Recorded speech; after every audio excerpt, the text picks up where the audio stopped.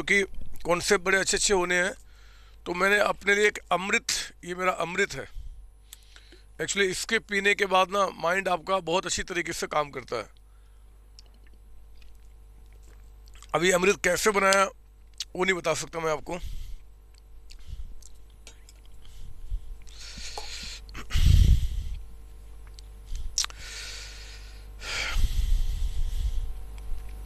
जय श्री कृष्ण। चलिए स्टार्ट करते हैं हम लोग।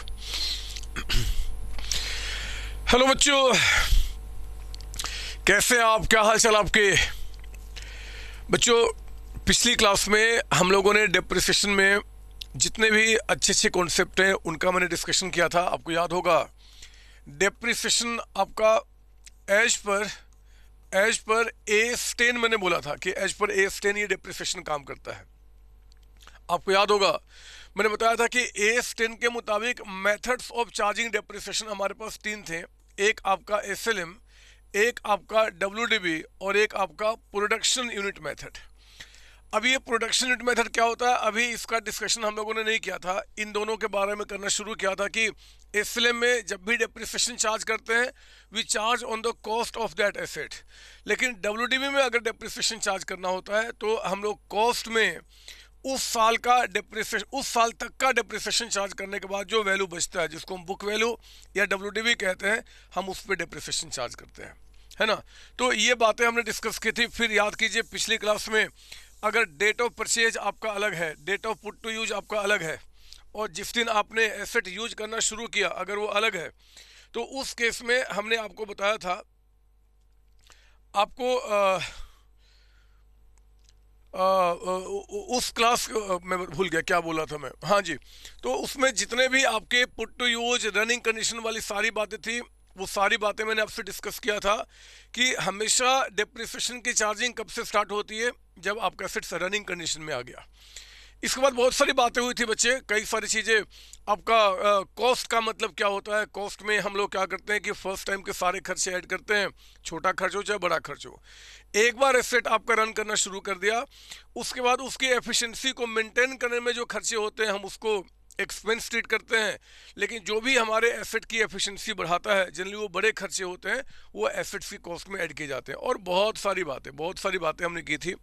पर बच्चे पिछली क्लास में जितनी सारी बातें हमने स्टडी किया था, आज उन सबको कंबाइन करके हम लोग आपके बड़े क्वेश्चन में एंट्री करेंगे।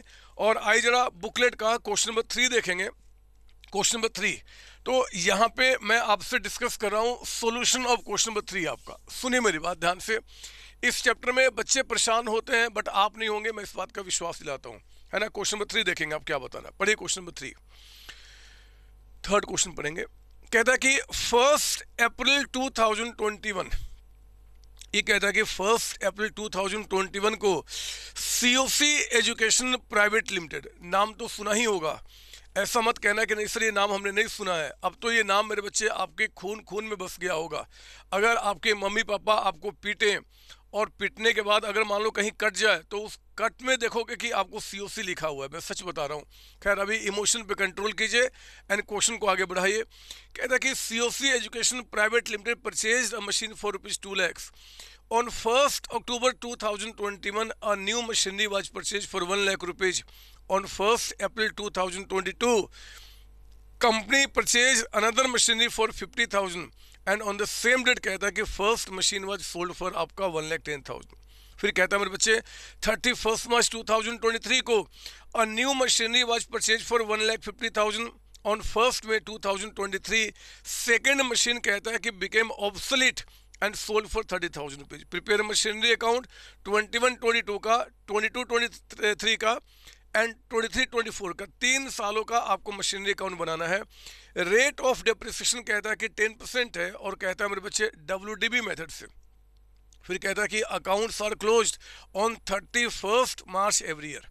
अकाउंट्स की जो क्लोजिंग है ना वो 31st मार्च को होती है। पता है ऐसे क्वेश्चन में जब एग्जाम में क्वेश्चन आ जाता है तो हम लोग हर वक्त परेशान, पता है मेनली कहाँ पे होते हैं, मेनली परेशान कहाँ होते हैं, मेनली परेशानी होती है कि यार इतने सारे डेट को मैं कैसे मतलब माइंड में एक साथ लेके चलूँ। कब परचेज हुआ, कब सेल हुआ, कब क्या हुआ, इन बातों को कैसे करें। तो सबसे बेहतर तरीका है कि आपको क्या करना है कि एक डायग्राम बनाना है मेरे बच्चे। आप शुरू कीजिए मेरे साथ, ये आपका रजिस्टर है, तो ऊपर में ना बिल्कुल डायग्राम एक बनाएंगे, और इस डायग्राम पे आपने क्या करना है कि जितनी सारी बातें हैं ना, जितनी सारी बातें, वो डेट वाइज लिखो। आप पहले यहाँ पे डेट वाइज लिखो। ये काम इसी चैप्टर में नहीं, किसी भी चैप्टर में आप कर सकते हो, अगर क्वेश्चन को बहुत आसानी से समझना चाहते हो तो। देखो ना, कहता है कि यहाँ पे 1 अप्रैल 2021, साथ साथ लिखेंगे आप यहाँ पे। कहता है कि 1 अप्रैल 2021 को सीओसी ने एक मशीन परचेज किया 2 लाख का। एक काम करते हैं, पहला मशीन है ना, तो पहले मशीन को मैं यहाँ पे M1 के नाम से लिख देता हूँ, और ये मशीन कितने का है, 2 लाख रुपीज का। सर M1 क्यों लिखा आपने, A1 क्यों नहीं लिखा, B1 क्यों नहीं, कुछ भी लिख सकते हो आप, आपकी मर्जी है। बस ये रिकॉग्नाइज करना है कि पहला मशीन है, और M4 मशीन तो हमने इसलिए M1 कह दिया। ऐसे कुछ भी कह सकते हो, कोई दिक्कत नहीं है, 2 लाख का मशीन है। आगे पढ़ो क्या बता रहा है। कहता है कि 1 अक्टूबर 2021, मेरे बच्चे यहाँ कहीं कहता है 1 अक्टूबर का मतलब क्या हो गया, 10 है ना, 10 हो गया ना, 2021। ये कहता है कि एक फिर से नया मशीन हमने परचेज किया, चलो उसका नाम M2 दे देते हैं, और वो मशीन कितने का बता रहा आपको जी, 1 लाख रुपीज़ का, 1 लाख रुपए का। ठीक है, आगे पढ़ना। कहता है कि 1 अप्रैल 2022 को, यहाँ कहीं पे 1 अप्रैल 2022 को कहता है कि अनदर मशीनरी आपने परचेज किया 50,000 का, एक नया मशीन, तो मैं उसका M3 नाम देता हूँ, जो M3 कितने का बता रहा हमारा, 50,000 का। आगे पढ़ना। ऑन द सेम डेट, इसी डेट पे मेरे बच्चे कहता है कि जो फर्स्ट मशीन था ना, ये वाला M1, उसको हमने सेल कर दिया। तो मैं यही कहता हूं कि M1 हमने क्या किया, सोल्ड कर दिया, बेच दिया। कितने में बता रहा है, 1,10,000 पे। पता है, कुछ नहीं कर रहा, जितनी सारी बातें क्वेश्चन के अंदर हैं, उन सारी बातों को मैं क्या कर रहा हूँ जी, बड़े आसानी से एक डायग्राम पे लिख रहा हूँ, और ताकि मुझे क्वेश्चन पूरा प्रॉपर तरीके से समझ में आ जाए कि किस दिन पे क्या क्या हुआ है। ठीक है, ये भी हो गया। फिर कहता है मेरे बच्चे 31 मार्च 2013 को, ये 23 को, ये मतलब यहाँ कहीं पे 31 मार्च 23 को कहता है कि फिर से आपने क्या किया है जी, और न्यू मशीनरी परचेज किया, एक नया मशीन 150 पे। तो M3 हो गया था ना, ये M4 इसका नाम दे देता हूँ, M4, और वो M4 कितने का बता रहा आपका, 1,50,000, 1,50,000 रुपये का। ठीक है, कहता है कि फर्स्ट में 2023 को सेकेंड मशीन, फर्स्ट में यानी कि यहाँ से कुछ आगे, यहाँ कहीं पे फर्स्ट में यानी कि जनवरी फरवरी मार्च अप्रैल, 5वां महीना, 5वें महीने के बिल्कुल स्टार्टिंग में, यहाँ कहता है कि आपने सेकेंड मशीन जो था ना बच्चे, सेकेंड मशीन ये ऑब्सोलीट यानी कि खराब हो गया, और इसको हमने क्या किया, M2 को यहाँ पे सोल्ड कर दिया। जरा बताओ कितने में सेल किया हमने, 30,000 में, सोल्ड किया हमने 30,000 में। ठीक है, आगे बढ़ना। और क्या बता रहा है, कहता है कि prepare machinery account for the ending on 21-22। जब भी एग्जाम में 21-22, 22-23, 23-24 ऐसे बोलता है, तो हम ये मानते हैं कि ईयर एंडिंग आपका 31 मार्च को होता है। ठीक है ना, ईयर एंडिंग 31 मार्च को। तो जरा चेक करो ना, इसमें कितने 31 मार्च निकल के आ रहे हैं जी, एक 31 मार्च आपका यहाँ निकल के आएगा, एक 31 मार्च आपका यहाँ, जो 31 मार्च 2022 को आपका एंड होगा, यहाँ से शुरू हुआ ना, तो एक तो ये। फिर 31 मार्च 2023 यहाँ मेरे बच्चे, ये ठीक उसी दिन पे 31 मार्च 2023 जिस दिन पे आपने M4 को परचेज किया है, और फिर एक आपका एंड होगा 31 मार्च 2024, यहाँ कहीं ले लो आप। ये 31, इतना लंबा क्या करो, यहीं ले लेता हूँ मैं। एक आपका 31 मार्च 2024 जो कि तीसरा साल एंड हो रहा है, और इन्हीं 3 सालों की अकाउंटिंग कह रहा है। वो कह रहा है मेरे बच्चे कि रेट ऑफ डेप्रिसिएशन आपका 10% है, और कहता है कि WDV मेथड से।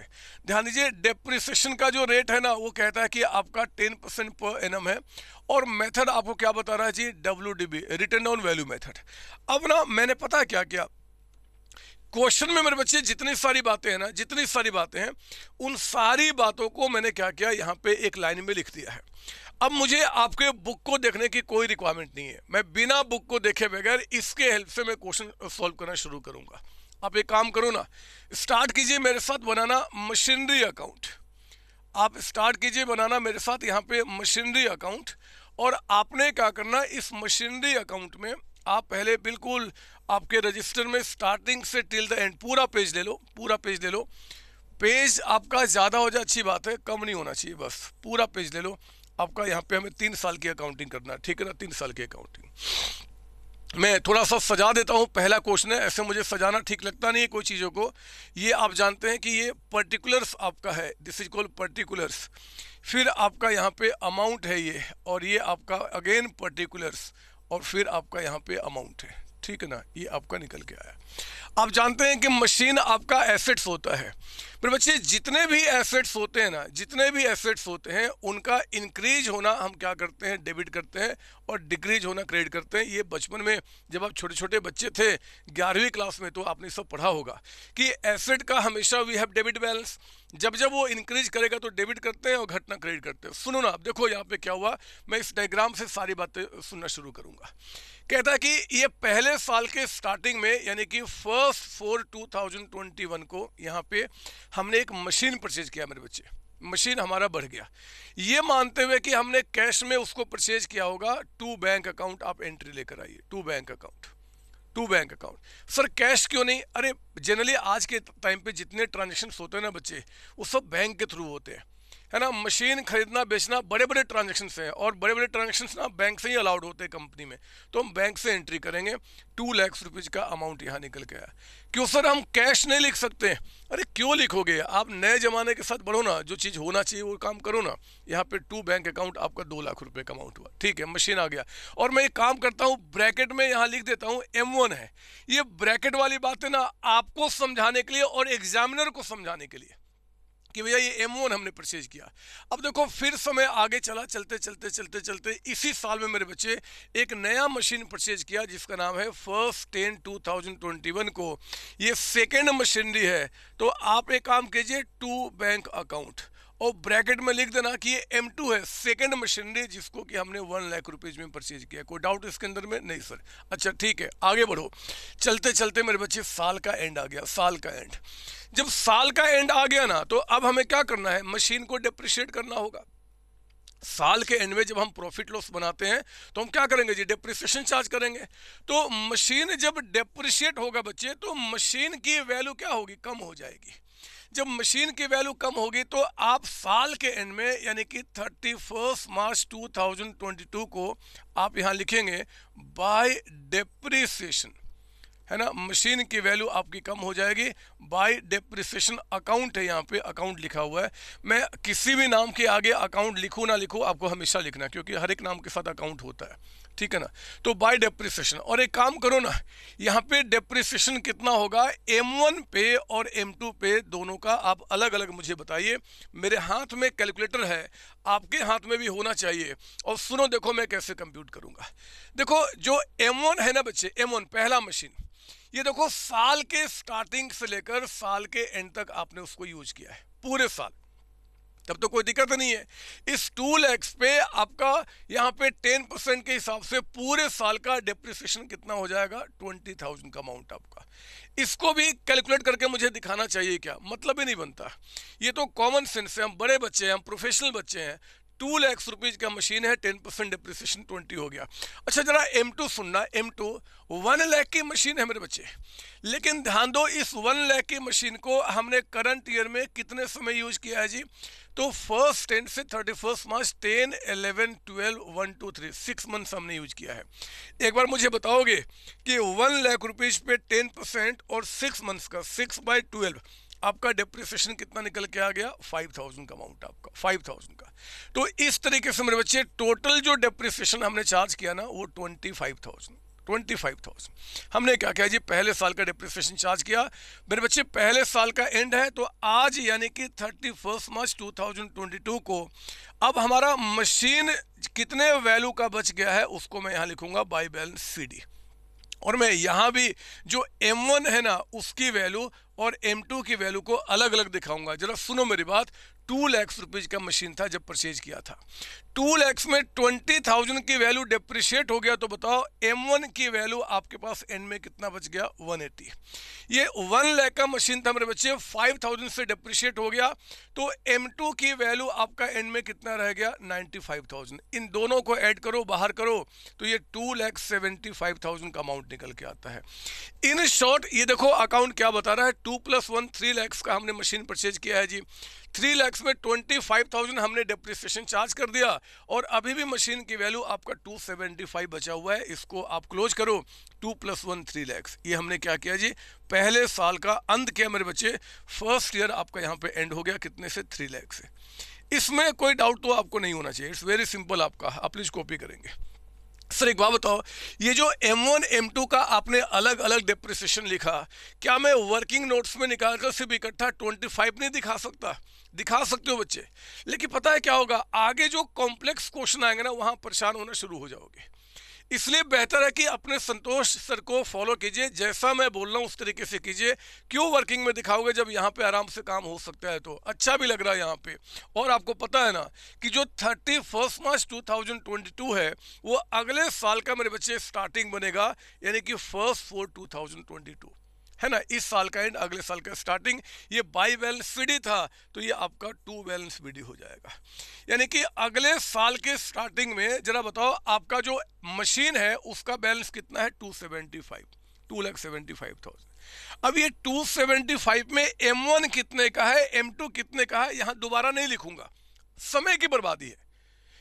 यही वैल्यू को यहाँ पे दोबारा क्यों लिखो, जबकि मुझे पता है कि 275 में M1 आपका 180 का है, M2 आपका 95 का, तो दोबारा क्यों लिखूं? 275 ठीक है। आओ ना अगले साल को लेकर आओ, और देखो ठीक अगले ही दिन, एक ही दिन के बाद मेरे बच्चे एक नया मशीन परचेज किया। तो मैं यहाँ पे क्या करूंगा, 1/4/2022 को, यानी कि आपका 31 मार्च के बाद नेक्स्ट डे आपने एक नया मशीन परचेज किया है, आप लिखिए 2 बैंक अकाउंट। मुझे बताओ, ये थर्ड मशीन का हमने नाम क्या दिया था? MT। कितने का मशीन है जी? 50,000 का, तो आप 50,000 का मशीन यहाँ पे दिखा दो। इसका मतलब हुआ कि 2,75,000 के मशीन आपके पास यहाँ पे इस साल के स्टार्टिंग में थे, 50,000 का हमने नया मशीन परचेज किया। लेकिन ये क्या मेरे बच्चे, इसी दिन साल के स्टार्टिंग में ही आपने M1 को बेच दिया। जो पहला मशीन था ना, आपने बेच दिया, और कितने में? 1,10,000 में। दिख रहा है ना। कहता है कि आज हमने M1 को सेल कर दिया 110 पे। बहुत ध्यान से मेरी बात सुनना, कहीं कोई जल्दबाजी नहीं है, मेरी बात ध्यान से सुनेंगे, ध्यान सुनिए। ये जो M1 आपने यहाँ पे सेल कर दिया ना बच्चे 110 में, छोड़ो 110 में, मुझे ये बताओ कि ये जो जिस साल में आपने एसेट्स बेचा है, M1 को जिस साल में बेचा है, यानी कि इस साल में, मुझे बताओ कि इसके अंदर M1 की वैल्यू कितनी मिली हुई है? मुझे बताइए कि 2,75,000 में M1 की वैल्यू कितनी मिली हुई है? 180। यही तो था, जो 275 है, M1 कितना है? 180 का। मेरे बच्चे, इसमें जो मशीन 180 का मिला हुआ है ना, हमने उसको बेच दिया। एक तो पक्का है, मशीन बिक गया तो मशीन कम हो गया, यानी कि पोस्टिंग आपका इस साइड में आएगा। और याद रखना मेरी बात, मशीन कितने में बिका है उससे मतलब नहीं मेरे बच्चे, जितनी वैल्यू मशीन का इसके अंदर मिला हुआ है ना, जरा बताओ, जो मशीन बिक गया उसकी वैल्यू इसके अंदर कितनी मिली हुई है? 180। आपको 180 यहां से माइनस करना पड़ेगा। जब कोई मशीन बेच देते हो तो उस मशीन की जितनी वैल्यू आपके पास ओपनिंग बैलेंस में मिली होती है ना, हम उस वैल्यू को क्या करते हैं जी, हटा देते हैं, क्योंकि वो मशीन चला गया तो उसकी वैल्यू भी हम क्या करेंगे, यहाँ से माइनस कर देंगे। यानी कि अब 1/4/2022 को जो मशीन बिक गया मेरे बच्चे, उसका हमें यहाँ पे 1,80,000 की वैल्यू माइनस करना है। बट वो कैसे माइनस किया जाएगा, क्या क्या लिखा जाएगा, उसको मैं आपको यहाँ पे वर्किंग नोट्स में दिखाऊंगा। वर्किंग नोट्स में मेरी बात सुनना, आप इस पूरे पेज को अभी छोड़ देना, क्योंकि अभी ये सेकेंड ईयर का काउंटिंग हो रहा है, फिर थर्ड ईयर का 3 साल का काउंटिंग होगा, तो पूरे पेज को आप छोड़ देना, और फिर अगले पेज पे मेरे साथ ना वर्किंग नोट्स रेडी कीजिए। लिखिए आप यहाँ पे वर्किंग नोट्स नंबर 1, और लिखो यहाँ पे कंप्यूटेशन ऑफ, लिखो ना। मैं आपको बताना चाह रहा हूँ कि ये जो 1,80,000 का मशीन जो आपने 110 में यहाँ पे बेच दिया ना, तो आखिर एंट्री कैसे लिखा जाएगा? लिखो यहाँ पे कंप्यूटेशन ऑफ प्रॉफिट और loss on sale of M1 जो हमने बेचा ना बच्चे, उसके बेचने पे क्या घाटा क्या फायदा, हम उसको निकाल लें। देखो निकालने का तरीका क्या होता है मैं आपको बताऊं। पहले ना आप लिखना book value of sold machine, जो मशीन आपने बेच दिया।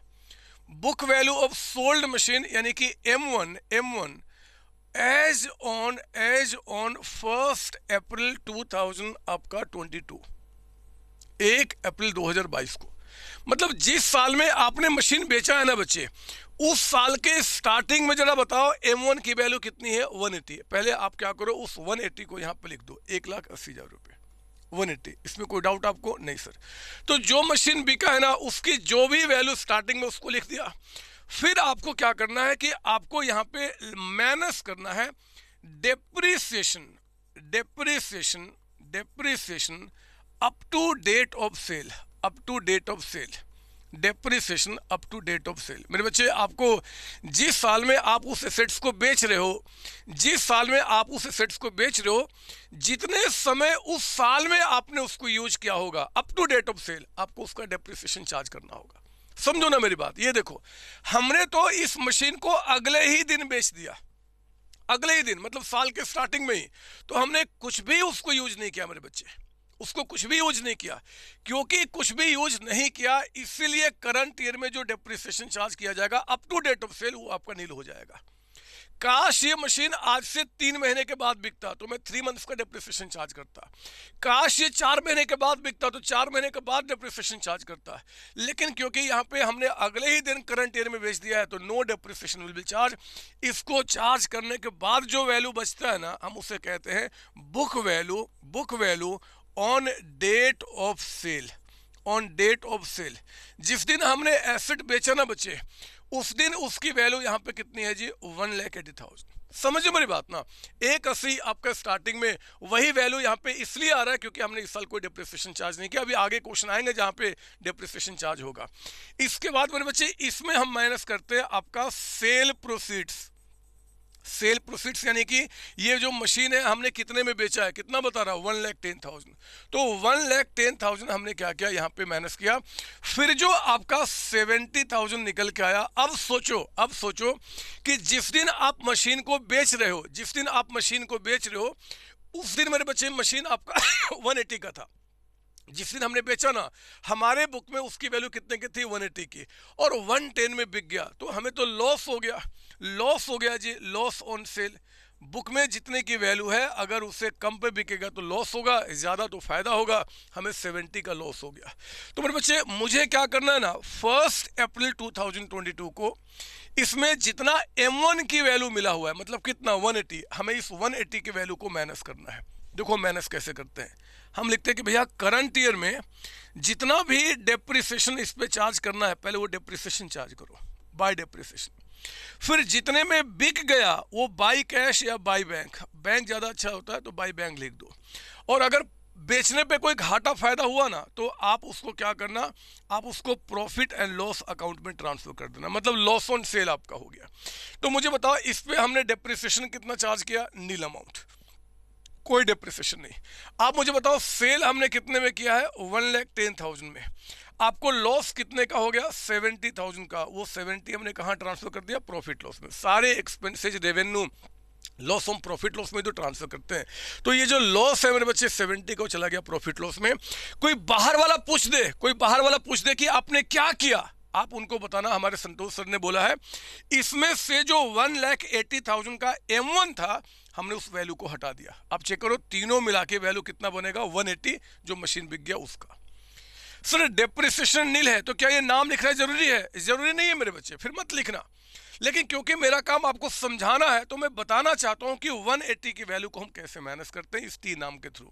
जितना करंट ईयर का डेप्रिसिएशन वो बाय डेप्रिसिएशन हो जाएगा, जितने में बिका बाय बैंक हो गया, जो प्रॉफिट लॉस होगा, अगर लॉस हुआ तो by profit loss, and profit तो यहाँ पे आ जाएगा, वो भी आगे समझाऊंगा। फिलहाल हम आगे बढ़ते हैं, ठीक है ना? तो कोई दिक्कत इसमें नहीं सर, ठीक है। अब आगे बढ़ना, और क्या हुआ? अब देखो, यहाँ पे हमने मशीन 3 परचेज किया, M1 बेच दिया, फिर समय आगे चला, और चलते चलते मेरे बच्चे साल का एंड आ गया। अरे ये क्या, साल के एंड में, इसी साल में 31 मार्च को एक नया मशीन ले लिया आपने। तो आप एक काम करो, 31 मार्च 2023 को आपने इसी साल में नया मशीन परचेज किया है, तो बैंक अकाउंट और ब्रैकेट में क्या बोल दूंगा? M4। कितने का मशीन है ये? आपका 1,50,000 का, 150 ऐड करो ना। और मेरे बच्चे साल का एंड आ गया ना, जब साल का एंड आ गया तो साल के एंड में जो मशीन आपके पास एंड में एग्जिस्ट कर रहे हैं हम उसमें डेप्रिसिएशन भी तो चार्ज करेंगे। तो 31 मार्च 2023 को आप यहाँ पे क्या बोलेंगे, बाय डेप्रिसिएशन, बाय डेप्रिसिएशन। अब समझ लो मेरी बात ना, है ना, आपको हर एक साल डेप्रिसिएशन चार्ज करना है। और किस पे डेप्रिसिएशन चार्ज करूंगा, जो मशीन बच गया है। अरे आपके पास जितने सारे मशीन थे उसमें M1 को हमने बेच दिया, अब छोड़ो, मशीन बचा कौन कौन सा है, M2 हमारे पास बचा हुआ है, ये मशीन बचा हुआ है इसमें से। फिर हमने एक नया मशीन लिया M3 है, और एक नया मशीन और लिया आपका M4 है। ये 3 मशीन हमारे पास है। अब इन तीनों मशीन पे हम लोग क्या करते हैं, डेप्रिसिएशन चार्ज करते हैं। मेरी बात सुनो, मेरी बात सुनो, मेथड कौन सा चल रहा है, WDV। WDV में मेरे बच्चे जो मशीन की वैल्यू आपका इसमें मिला होगा ना, ओपनिंग बैलेंस, हम उसी पे चार्ज करते हैं। तो M2 की वैल्यू इसमें कितना मिला हुआ है, बताओ बताओ, इस 275 में M2 की वैल्यू कितना है, 95,000। वो 95,000 का मशीन मेरे बच्चे आपने पूरे साल यूज किया है, तो पूरे साल का डेप्रिसिएशन कितना हो जाएगा, 9500। काश ये एसएलएम होता, अगर ये एसएलएम होता तो डेप्रिसिएशन M2 का कॉस्ट यानी कि 1 लाख पे चार्ज करते, बट क्योंकि मेथड आपका WDV है तो हम क्या करेंगे जी, बचे हुए वैल्यू पे। अच्छा M3 पे आओ। अरे M3 करंट ईयर में देखो स्टार्टिंग में ही ले लिया था, तो पूरे साल आपने उसको यूज किया है, पूरे साल। जब उसको पूरे साल यूज किया तो पूरे साल का डेप्रिसिएशन कितना आपका हो जाएगा, 5,000 का अमाउंट आपका, है ना, 50,000 का 10% 5। और M4 मेरे बच्चे जो साल के एंड में आपने परचेज किया है, साल के एंड में आपका डेप्रिसिएशन कितना हो जाएगा, यहाँ पे नील हो जाएगा। हमने उसको यूज ही नहीं किया, हमने कहाँ करंट ईयर में उसको एक दिन भी यूज किया। तो जब करंट ईयर में यूज नहीं किया मेरे बच्चे, तो फिर हम क्या करेंगे, यहाँ पे कुछ भी निकल के नहीं आएगा। मुझे बताओ ये बाहर कितना निकल के आ गया, ये आपका 14,500 रुपीज का यहाँ पे आपका डेप्रिसिएशन हो गया। इसमें कोई डाउट नहीं सर, कुछ है ही नहीं, बस ये डायग्राम बनाना बड़ा इंपॉर्टेंट है। सारी बातें यहाँ पे लिखो, क्वेश्चन में लेकर आओ। और फिर अब हम क्या करेंगे, साल के एंड में यानी कि 31 मार्च 2023 को बाय बैलेंस CD, हमारे पास जो मशीन बच गया ना उनकी वैल्यू। कौन कौन सा मशीन बचा हुआ है जी, M2 बचा हुआ है, M3 बचा हुआ है और M4 बचा हुआ है। मेरे बच्चे थोड़ा सा और समझाऊंगा बस, और कोई रीजन नहीं है, मैं समझाऊंगा इसलिए ब्रैकेट में दिखा रहा हूं कि M2 की वैल्यू कितनी है। मुझे बताओ इस साल के स्टार्टिंग में इसमें M2 की वैल्यू कितने की थी, M2 95,000 का। तो आप क्या करोगे, 95,000 जो स्टार्टिंग में था उसमें से करंट ईयर में हमने 9,500 रुपीज का डेप्रिसिएशन चार्ज कर दिया, तो बताओ उसकी वैल्यू कितनी बच गई। 95,000 में अगर 9,500 चार्ज किया तो ये हो गया आपका 85,500 रुपीज का अमाउंट, आपका 85,500 रुपीज, है ना बच्चे। M2 की जो वैल्यू बच गया इतना, ये जो ब्रैकेट में लिख रहा हूं ना आपको समझाने के लिए, एग्जाम में आप लिखो ना लिखो फर्क नहीं पड़ता, है ना। मेन चीज कह जी कि M2 की वैल्यू इतना दिखना होगा। अच्छा M3 कितना, हमने 50,000 में परचेज किया था। ये 50,000 में जो करंट ईयर में परचेज किया, अभी तक हमने सिर्फ करंट ईयर का डेप्रिसिएशन चार्ज किया जो कि 5,000 है, तो इसकी वैल्यू हमारे पास कितना बच गया है जी, 45,000। और M4 मेरे बच्चे जो 1,50,000 का था, 1,50,000 का, इस 150 में हमने डेप्रिसिएशन कितना चार्ज किया, नील चार्ज किया, कोई डेप्रिसिएशन चार्ज नहीं किया, तो ये वैल्यू हमारा कितना रह गया, 150 का अमाउंट। अब इसको बाहर कीजिए, बताओ तीनों मिला के वैल्यू कितना हो गया, 85,500 प्लस आपका 45,000 और प्लस मेरे बच्चे 150 का अमाउंट, ये टोटल आ गया 2,80,500 रुपीज का अमाउंट। और ये साल हमने क्या किया, क्लोज कर दिया। आप मेरी बातें समझ रहे हो ना, कुछ भी नहीं कर रहा हूं, बिल्कुल ये क्या है जी, एक मैथमेटिक्स है। आपको रेट ऑफ डेप्रिसिएशन कैलकुलेटर में यूज करने आना चाहिए, बाकी बातें तो सिंपल है, कुछ है नहीं इसके अंदर में। आप कॉपी कीजिए, मेरे पास मेरे बच्चे जगह नहीं है, मैं पहले इसको क्लोज कर दूं। ये दोनों साइड का टोटल कितना हो जाएगा जी, 325, 425, 475, है ना। यस, ये 475 यहाँ भी आ गया, और इधर का भी जगह मेरे पास है नहीं, बट ये टोटल कितना हो गया, 475 का अमाउंट आपका। ये साल खत्म हो गया। आपको मेरे बच्चे इसके नीचे ही लिखना है, अभी तीसरे साल की अकाउंटिंग करनी है, लेकिन मेरे पास जगह नहीं है, इसलिए तीसरे साल की अकाउंटिंग में इस साइड कर देता हूँ, इस साइड में आपका। आप समझ लो मेरी बात ना, मेरी मजबूरी समझ रहे हो ना। मैं इसको हटा के और तीसरे साल की जो अकाउंटिंग है मैं उसको यहाँ दिखा देता हूँ। ये लीजिए, मैं यहाँ पे इसी को कंटिन्यू कर रहा हूँ मेरे बच्चे। ये रहा हमारा आपका मशीनरी अकाउंट चल रहा है, तीसरे साल की बात हमें करनी है। और ये हमने क्या किया, यहाँ पे लेकर आए। देखो ना, जो 31 मार्च 2023 का एंड है वो इस साल का स्टार्टिंग हो जाएगा, यानी कि 1/4/2023 to balance BD, to balance BD. मुझे बताओ टू बैलेंस बीडी कितना, ये 2,80,500 रुपीज का अमाउंट, 280,500। मेरी बात सुनो ना, इस 280,500 में इसमें आपका कौन कौन सा मशीन है, M2 है, M3 है, M4 है, उसकी कितनी कितनी वैल्यू मिली हुई है, ये 3 वैल्यू मिली हुई है। देखो आपको यहाँ पे कुछ नहीं लिखना, लेकिन मैं नहीं चाहता कि बार बार नीचे देखो फिर यहाँ देखो फिर नीचे देखो फिर यहाँ देखो, मुझे मन नहीं करता। इसलिए मेरे बच्चे मैं यहाँ पे उसका डिटेल लिख देता हूँ कि इसमें हमारे पास M2 है, M3 है और M4 है। M2 की वैल्यू कितना है जिसमें 85,500। अब समझो मेरी बात ना, मैं क्या बोलना चाह रहा हूँ। M3 जो है मेरे बच्चे उसकी वैल्यू इसमें कितना है, 45,000 का अमाउंट आपका, और M4 जो आपका है उसका वैल्यू इसमें कितना मिला हुआ है, 1,50,000 का, 1,50,000 का। तो यहाँ ओपनिंग में आपको लिखने की कोई रिक्वायरमेंट नहीं है, आप चाहो तो लिख सकते हो। मैंने क्या किया भैया, बोला कि देखो बार बार यहाँ ना देखो, इसलिए मैं वहाँ पर लेकर आ गया। अब मैं आता हूँ मेरे अगले साल में, सुनिए मेरी बात, इस साल क्या हुआ, नजर यहाँ, नजर यहाँ, ये हमारा लास्ट ईयर है, लास्ट ईयर। मेरे बच्चे फिर समय आगे चला, चलते चलते चलते चलते, ओहो ये क्या, 1 मई को हमने M2 को सेल कर दिया है, M2। तो ये मशीन मेरे बच्चे बढ़ना डेबिट होगा, घटना क्रेडिट होगा। अगर M2 आपका बिक गया 1 मई को, 1 मई को, तो हमें इसमें से क्या करना है, 1 मई यानी कि 1/5/2023 को M2 की जितनी वैल्यू यहाँ पे मिली हुई है ना, जितनी वैल्यू मिली हुई है उस वैल्यू को हमें यहाँ पे माइनस करना होगा। क्या मुझे कोई बताएगा क्या, क्या आप मुझे बता सकते हो कि ये जो 2,80,500 है इसमें M2 की कितनी वैल्यू मिली हुई है? तो ये आपका है भी 85,500। बोलो ना, ठीक बोल रहा हूँ ना? Yes sir. तो मुझे मेरे बच्चे यहाँ पे माइनस करना है, लेकिन माइनस करने का तरीका मुझे पता है, और इसके लिए मैं क्या करूँगा, वर्किंग नोट्स नंबर 2 पे आऊँगा। वर्किंग नोट्स नंबर 2 आप लिखो यहाँ पे, जैसे हमने पहला वर्किंग किया था, आप लिखेंगे computation of profit oblique loss on sale of क्या जी, M2 के बेचने पे क्या प्रॉफिट क्या लॉस हुआ मेरे बच्चे, वो निकालूंगा। और कैसे निकालेंगे, पहले हम यहाँ पे लिखेंगे book value of M2 as on 1 April 2023। मेरे बच्चे ये एज ऑन 1 अप्रैल 2023 का मतलब होता है जिस साल में मशीन बिक रहा है ना, जिस साल में मशीन बिक रहा है उस साल के स्टार्टिंग में उसकी वैल्यू कितना वो बताओ। मतलब जो इसके अंदर वैल्यू मिला हुआ है वो कितना आपका है, M2 आपका 85,500 का। तो हमने क्या किया, 85,500 पहले यहाँ लिख दिया। मैं इस बात को जानता हूँ, आप भी जानते हो कि हमें यहाँ पे जो टोटल एंट्री करना है ना वो इतने से करना है। हम कैसे करते हैं जी, तो पहले बोलते हैं depreciation up to date of sale, up to date of sale, है ना। हम लोग यहाँ क्या लिखते हैं जी, depreciation up to date of sale. तो मुझे बताओ जरा कि आपका रेट क्या चल रहा है जी, मेथड क्या चल रहा है, WDV। तो मेरे बच्चे WDV यानी कि जो साल के स्टार्टिंग में वैल्यू है ना 85,500, हम इसी पे डेप्रिसिएशन चार्ज करेंगे, है ना। मुझे बताओ रेट ऑफ डेप्रिसिएशन क्या है, रेट ऑफ डेप्रिसिएशन क्या है सर, रेट क्वेश्चन में 10% आपको दिया हुआ है। आप मुझे सिर्फ इतना बताओ कि करंट ईयर में इस M2 को आपने कितने महीने यूज किया है, कितने महीने यूज किया है। तो ध्यान से सुनना, मार्च के बाद अप्रैल का महीना, मई मत काउंट करना मेरे बच्चे, क्योंकि मई के स्टार्टिंग में ही आपने सेल कर दिया है, स्टार्टिंग में। तो इस साल में हमने एक ही महीना तो यूज किया, अप्रैल का। अरे बोलो ना, हाँ, मई के स्टार्टिंग में ही आपने क्या किया है, मशीन को बेच दिया।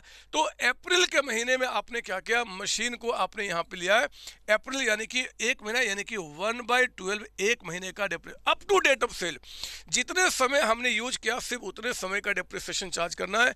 85,500 इंटू मेरे बच्चे 10% और डिवाइड कीजिए 12 से, तो 713 राउंडिंग ऑफ में 713, ऐसे 712.5 आ रहा है, बट आप जानते हैं कि जब हम राउंडिंग अप करते हैं तो 0.5 या उससे ज़्यादा होता है तो हम आगे बढ़ जाते हैं, और 0.5 से कम होता है तो पीछे आ जाते हैं। तो यहाँ पे आगे चले गए, इसको माइनस करके जो वैल्यू आएगा ना, विल से आपका बुक वैल्यू, हम इसे क्या बोलेंगे जी, बुक वैल्यू।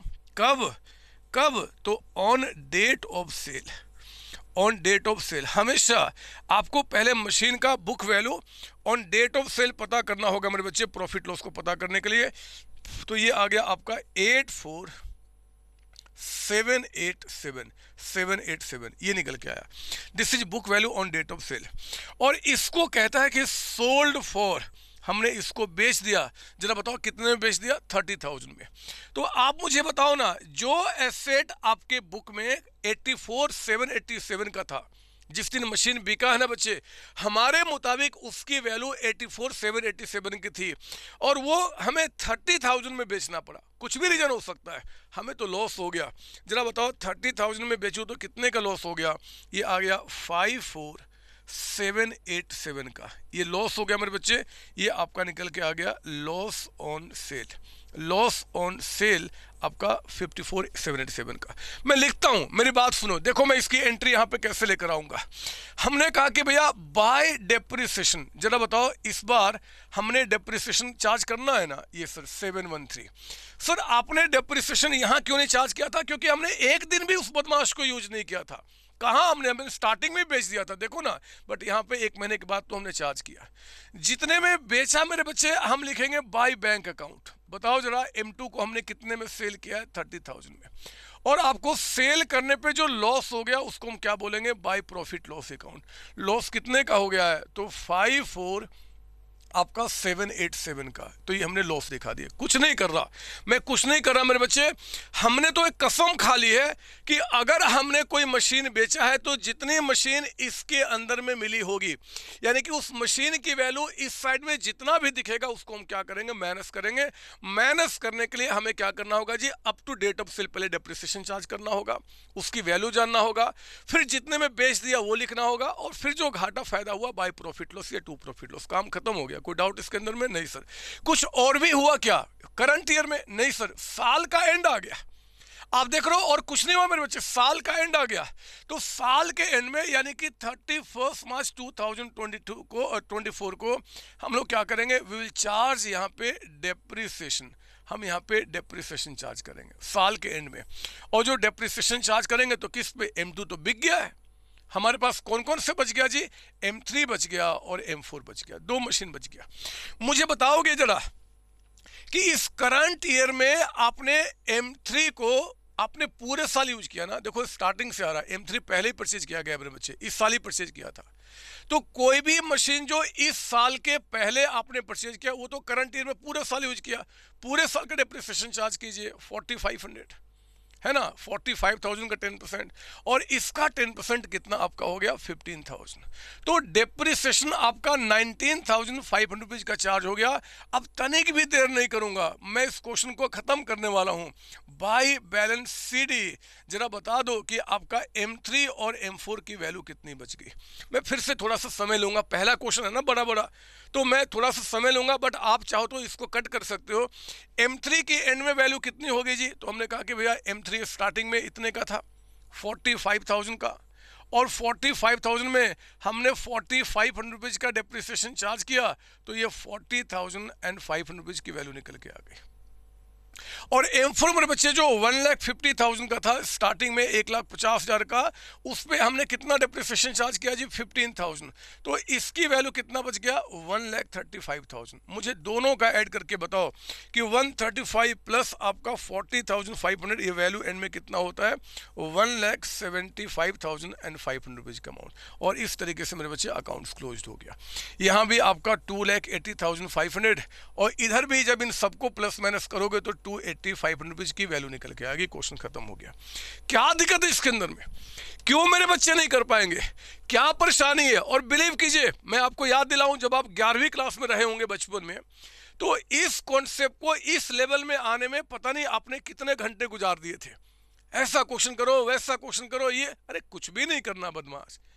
हमने तो कहा कि इसका इस चैप्टर में मास्टरी करने का एक ही महामंत्र है, और महामंत्र पता है क्या है? वो सिर्फ और सिर्फ आपका ये डायग्राम है। मैं अगर इस डायग्राम को कह दूं ना महामंत्र, तो गलत नहीं होगा, क्योंकि अगर ये डायग्राम पे आपने सारी बातें प्रॉपर तरीके से लिख ली ना, सवाल ही नहीं बनता कि कोई चीज गलत होगा। सवाल ही नहीं बनता मेरे बच्चे, है ना। सिर्फ मशीन का बढ़ना घटना तो रिकॉर्ड करना है। तो प्लीज़ कॉपी करेंगे। और एक मैं आपको नोट लिखाना चाहता हूँ, जब आप रिवीजन करेंगे या मान लो एग्जाम में 1 मार्क का क्वेश्चन आ गया या MCQ आ गया, तो वहाँ पे आप परेशानी ना हो उसके लिए लिखिए आप, जहाँ पे आंसर खत्म हुआ ना उसके बाद लिखेंगे आप यहाँ पे इम्पोर्टेंट नोट नंबर 1। आपका नोट नंबर 1, वो नोट क्या है लिखिए यहाँ पे, लिखना for calculating profit oblique loss on sale of asset। हमने कहा कि भैया कोई भी एसेट को बेचने पे क्या प्रॉफिट क्या लॉस हुआ उसको कंपेयर करने के लिए फॉर कैलकुलेटिंग, कहता है कि वी डिडक्ट हम माइनस करते हैं क्या जी, सेल प्रोफिट्स, मतलब जितने में वो एसेट्स बिका है, सेल प्रोफिट्स फ्रॉम किससे जी, book value, from book value. कौन सा बुक वैल्यू, क्या साल के स्टार्टिंग वाला, नहीं जी, book value on date of sale. ये बड़ा इंपॉर्टेंट पॉइंट है ना, ऑन डेट ऑफ सेल। मेरे बच्चे जो भी book value on date of sale होगा, यानी कि इसमें से ये जो वैल्यू आपका है, हम इसमें से क्या करते हैं जी, सेल प्रोफिट्स को, यानी कि जो सेल प्रोफिट्स होगा उसको माइनस करेंगे और फिर निकल के आएगा कि प्रॉफिट आपका लॉस निकल के आ रहा है, प्रॉफिट या लॉस, ठीक है ना। सर अगर प्रॉफिट होगा तो क्या करेंगे, अरे आएगा ना बदमाश, सारी बातें एक ही बार में थोड़े पढ़ लेगा, अभी बहुत सारी बातें होंगी। आप अपने संतोष सर के साथ चलो ना, अभी सारी बातें समझाऊंगा आपको, तो इतने टिपिकल चीजें बताऊंगा कि बच्चे वहां पे धराशायी हो जाते हैं। डेप्रिसिएशन सच्ची बता रहा हूँ ऐसा चैप्टर है कि अगर आपका कोई दुश्मन हो और आप एग्जामिनेशन हॉल में जाते हो, आपको मन करता है कि वो मतलब फेल हो जाए, वो बच्चा फेल हो जाए, आप कान में उसका एग्जाम से 1 मिनट पहले बोल देना डेप्रिसिएशन का क्वेश्चन आने वाला है, हमारे किसी ने बताया है, वो एग्जाम छोड़ के भाग जाएगा, वो कांपने लगेगा मेरे बच्चे, उसकी धरती कांपनी शुरू हो जाएगी।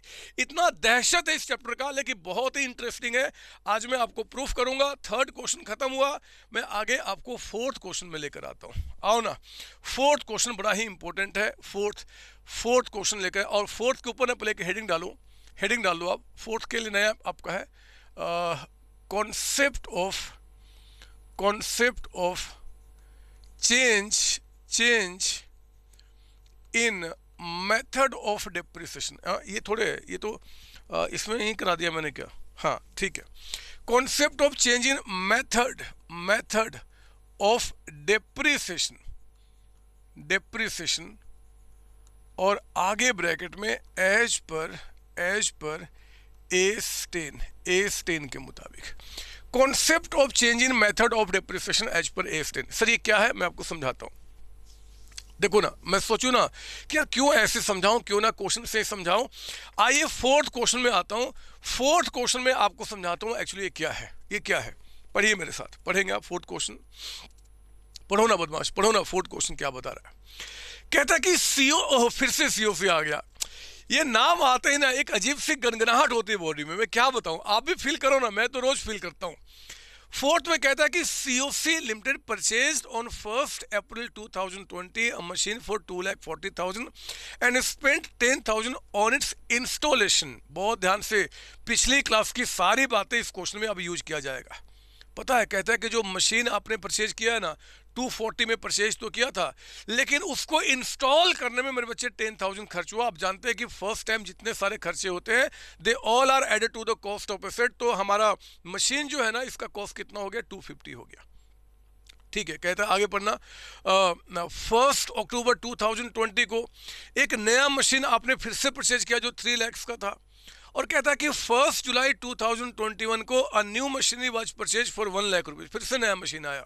फिर बोलता है कि 1 अक्टूबर 2021 को first machine became obsolete and sold for 60,000। On the same day कहता है कि company purchase a new machinery for 150।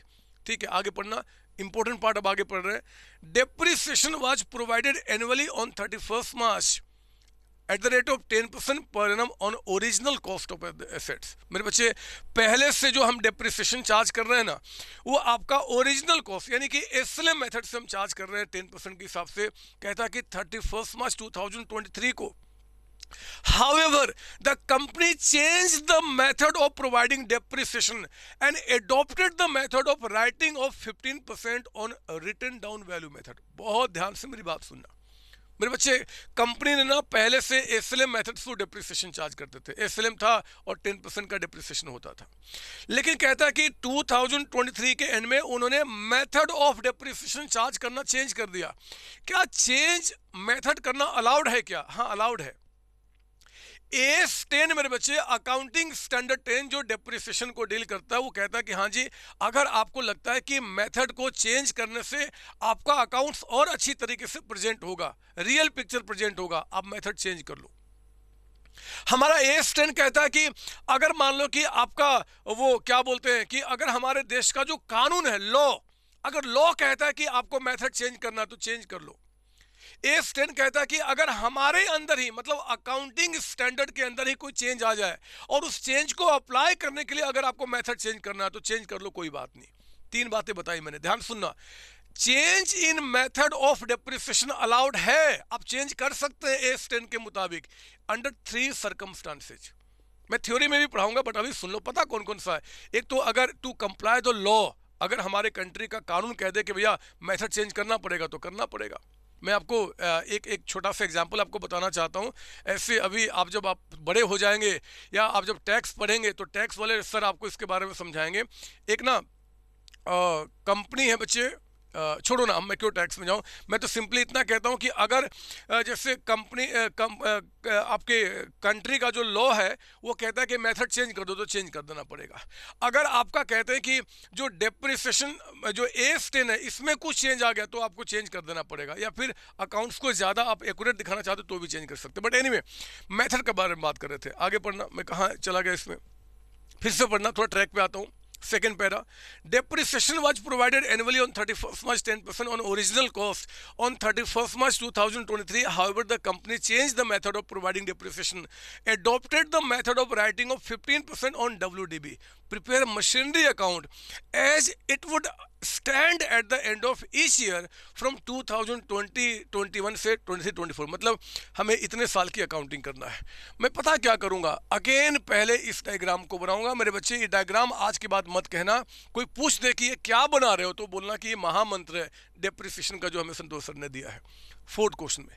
ये आपका पहले कहता है कि 1 अप्रैल 2020, ये देखो आप यहाँ पे हमने मेरे बच्चे एक M1 पहला मशीन परचेज किया है, वो मशीन 240 का था और इंस्टॉल करने में 10,000 खर्च हुआ, तो मशीन की कॉस्ट एक्चुअली कितना हो गया 250, आपका 2.5 लाख रुपए 250 का अमाउंट हो गया है ना इंस्टॉल करने पे, ठीक है, पिछली क्लास में बताया था।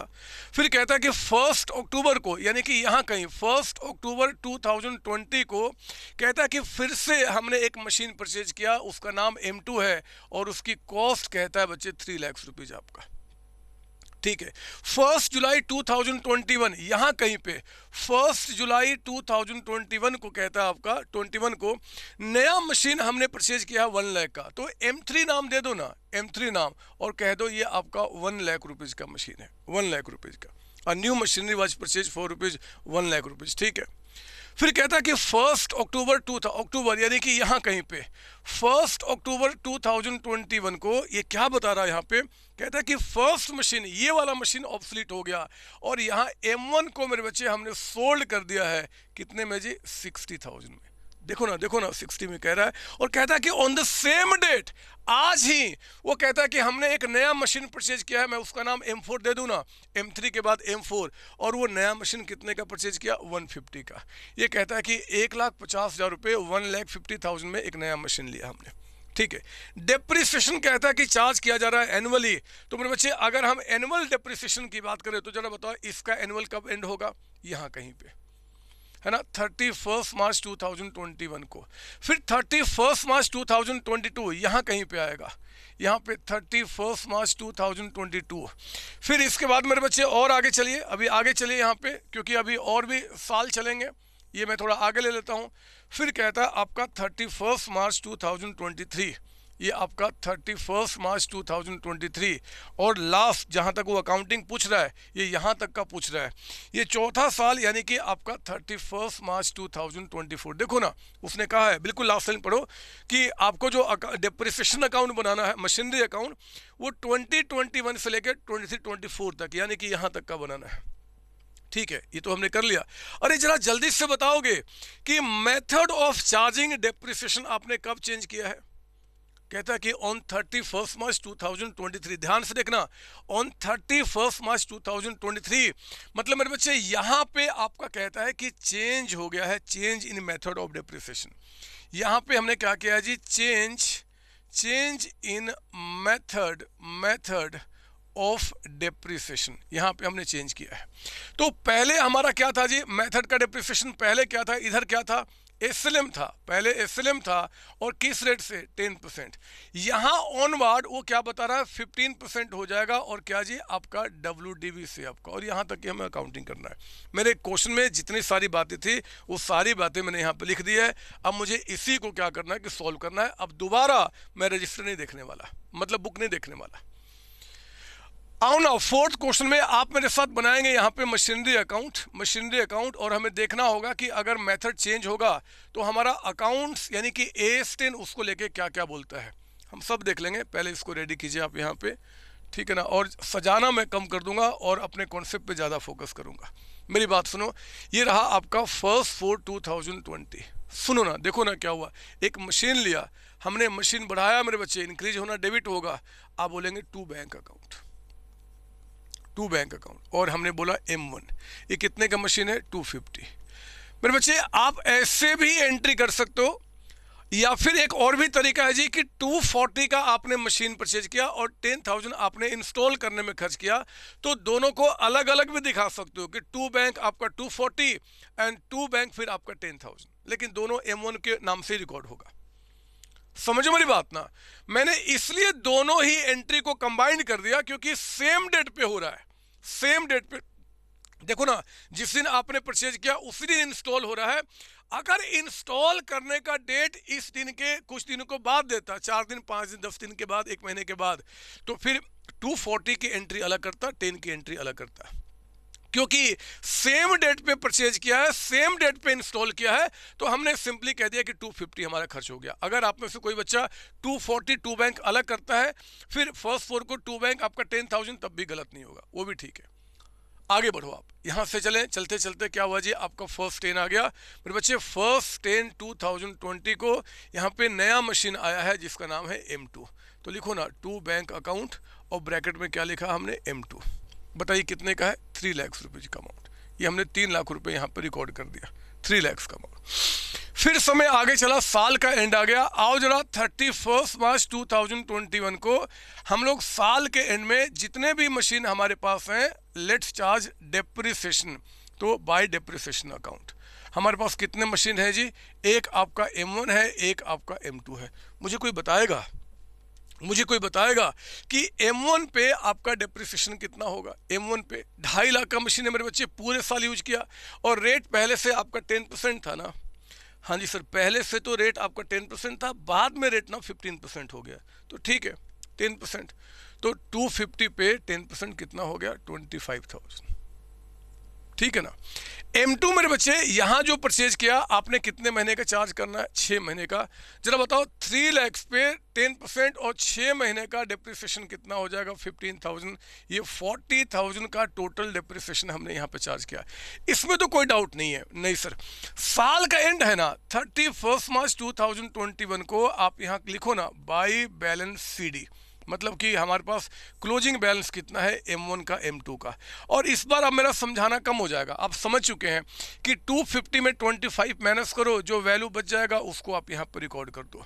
3 लाख में 15,000 हटाओ, 2,85,000 की वैल्यू को आप यहाँ पर रिकॉर्ड करो। बताओ कितना हो गया, ये आपका 5,10,000, आई थिंक 5,10,000, 5,10,000 रुपये का अमाउंट निकल के आ गया है ना। तो 5,10,000 का अमाउंट आ गया, इसको आप यहाँ पे क्लोज कीजिए और आप अपने ईयर को एंड कीजिए। कितना, 550, और यहाँ पे भी मेरे बच्चे 550 का अमाउंट लीजिए। ये काम खत्म हो गया। तो पहला साल हमारा एंड हो गया। हम अगले साल में आते हैं और देखो अगले साल के स्टार्टिंग में यानी कि फर्स्ट फॉर 2021 को आप लिखो ना यहाँ पे टू बैलेंस बीडी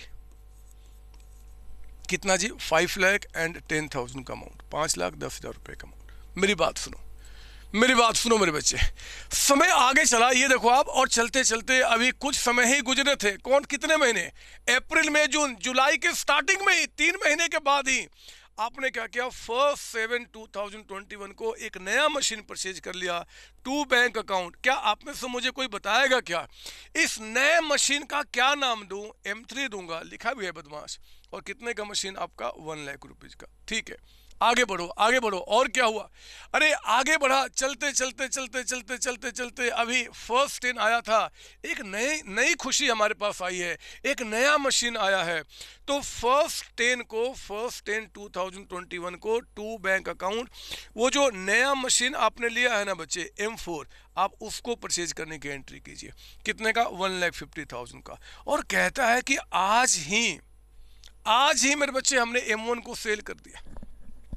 अगर आपने M1 सेल कर दिया फर्स्ट 10 को, तो फर्स्ट 10 2021 को जरा मुझे बताओ कि पहले इस साइड में, ध्यान देना, इस साइड में M1 की वैल्यू कितनी मिली हुई है मुझे बताओ। कि इस साइड में यानी कि इसमें M1 इसमें मिला हुआ है ना, तो इसमें M1 की वैल्यू कितनी मिली हुई है 2,25,000। आपको 225 माइनस करना होगा। मैं तो एक ही चीज बोलता हूं मेरे बच्चे, कोई मशीन बिक गया तो डेबिट साइड में जितनी उसकी वैल्यू दिख रही होगी उस साल में, जितनी वैल्यू दिख रही होगी उस वैल्यू को आपको माइनस करना होगा। तो हमें इसमें M1 की वैल्यू 225 दिख रहा है, माइनस करेंगे। कैसे माइनस करेंगे, इस बात के लिए हम क्या करेंगे जी, वर्किंग नोट्स नंबर 1 लिखो ना मेरे साथ, कंप्यूटेशन ऑफ, मुझसे आगे करो आप जानते हो अब, computation of profit oblique loss on sale of M1 को बेचने पे क्या प्रॉफिट क्या लॉस वो निकाल रहे हैं। हम कैसे निकालते हैं, पहले लिखते हैं यहाँ पे book value of M1 on 1 अप्रैल 2000, कौन सा डेट है 21। बताओ साल के स्टार्टिंग में M1 की वैल्यू कितनी है 2,25,000। लिखो ना 225। इसमें से आप लेस करेंगे, पहले आपको माइनस करना है depreciation up to date of sale. जिस साल में आपने डेप्रिसिएशन, जिस साल में सेट्स बेचा ना बच्चे, उस साल का डेप्रिसिएशन जितना हमने यूज किया उतना। अरे हमने यहां पे बेचा है M1 को, तो ध्यान देना जो इस साल का स्टार्टिंग है, इस साल का जो स्टार्टिंग है उस समय से लेकर ये कितने समय हो गए, तो 3 के बाद 4, 5, 6, 7, 8, 9, 10 मत लेना क्योंकि 10 के स्टार्टिंग में बेचा 6 महीने। Will charge depreciation for 6 months. जरा बताओ कि 6 मंथ्स का डेप्रिसिएशन कितना। 1 मिनट, मेथड कौन सा चल रहा है मेरे बच्चे, जरा बताओ कि आपका मेथड क्या है। SLM है। आप जानते हैं कि जब भी SLM पे डेप्रिसिएशन चार्ज किया जाएगा, जब भी SLM पे चार्ज करेंगे, we always charge depreciation on cost of that asset. And मेरे बच्चे M1 जो बेचा ना हमने, जो M1 हमने बेचा उसकी कॉस्ट कितने की थी 2,50,000। मत चार्ज करना 225, यहां तो 225 ही लिखा जाएगा, लेकिन जब डेप्रिसिएशन निकालोगे ना तो डेप्रिसिएशन किस पे चार्ज करेंगे 250 पे। रेट कितना है मेरे बच्चे 10%। और कितने समय का 6 मंथ्स का, 6 महीने हो गए ना, अभी दिखाया मैंने आपको साल के स्टार्टिंग से यहां तक 6 महीने। तो जरा बताओ कितना आ गया, ये आ गया 12,500, 12,500 रुपये। समझो मेरी बात ना। पहले क्या करेंगे, हम लिखते हैं बुक वैल्यू ऑन स्टार्टिंग में, जिस साल बेच रहे हैं उस साल के स्टार्टिंग में, वो आपका कितने का है 225 का, पहले वो लिख दिया। फिर डेप्रिसिएशन अगर SLM मेथड है तो हम कॉस्ट पे चार्ज करते हैं, WDV तो जो वैल्यू बच गया उस पे चार्ज करते हैं, और कितने समय का, जितने समय हमने यूज किया। तो ठीक है मेरे बच्चे, इसको माइनस करके आपका आ गया 2,12,500। इस वैल्यू को हम क्या बोलते हैं, we say this value is book value on date of sale. जब हमने बेचा ना उस दिन पे उसकी वैल्यू कितने की थी, इतने की। और जरा बताओ सोल्ड फॉर, हमने इसको कितने में बेच दिया, कितने में 60,000 में।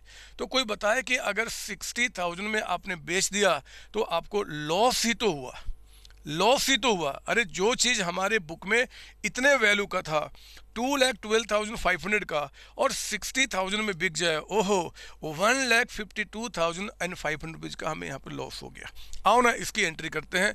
आपने जितने समय यूज किया पहले उतने समय का बाय डेप्रिसिएशन कितना चार्ज किया हमने, 12,500। जितने में बेच दिया मेरे बच्चे बाय बैंक अकाउंट, बताओ जरा कितने में बेच दिया हमने, 60,000 में। और जो आपको लॉस हो गया ना, उस लॉस को क्या बोलेंगे हम, बाय प्रॉफिट लॉस अकाउंट, है ना। कितना अमाउंट आपको यहाँ पे, 1,52,500 रुपीज। सर ये जो बाय प्रॉफिट लॉस लिख रहे हो, क्या इसके जगह पे हम बाय लॉस ऑन सेल नहीं लिख सकते? लिख सकते बच्चे, वो भी अलाउड है। आप कभी देखेंगे आपके इंस्टीट्यूट के स्टडी मेट में कहीं पे बाय प्रॉफिट लॉस अकाउंट लिखा हुआ है, कहीं लिखा है लॉस ऑन सेल, तो कोई दिक्कत नहीं है, दोनों ठीक है, दोनों ठीक है। तो आप बाय प्रॉफिट लॉस अकाउंट कर दिए, ठीक है। तो हमने ये भी काम खत्म किया मेरे बच्चे, और फिर चलते चलते चलते चलते अभी और आगे बढ़े और साल का एंड आ गया आज, यानी कि 31 मार्च 2022 है ना, साल का एंड आपका।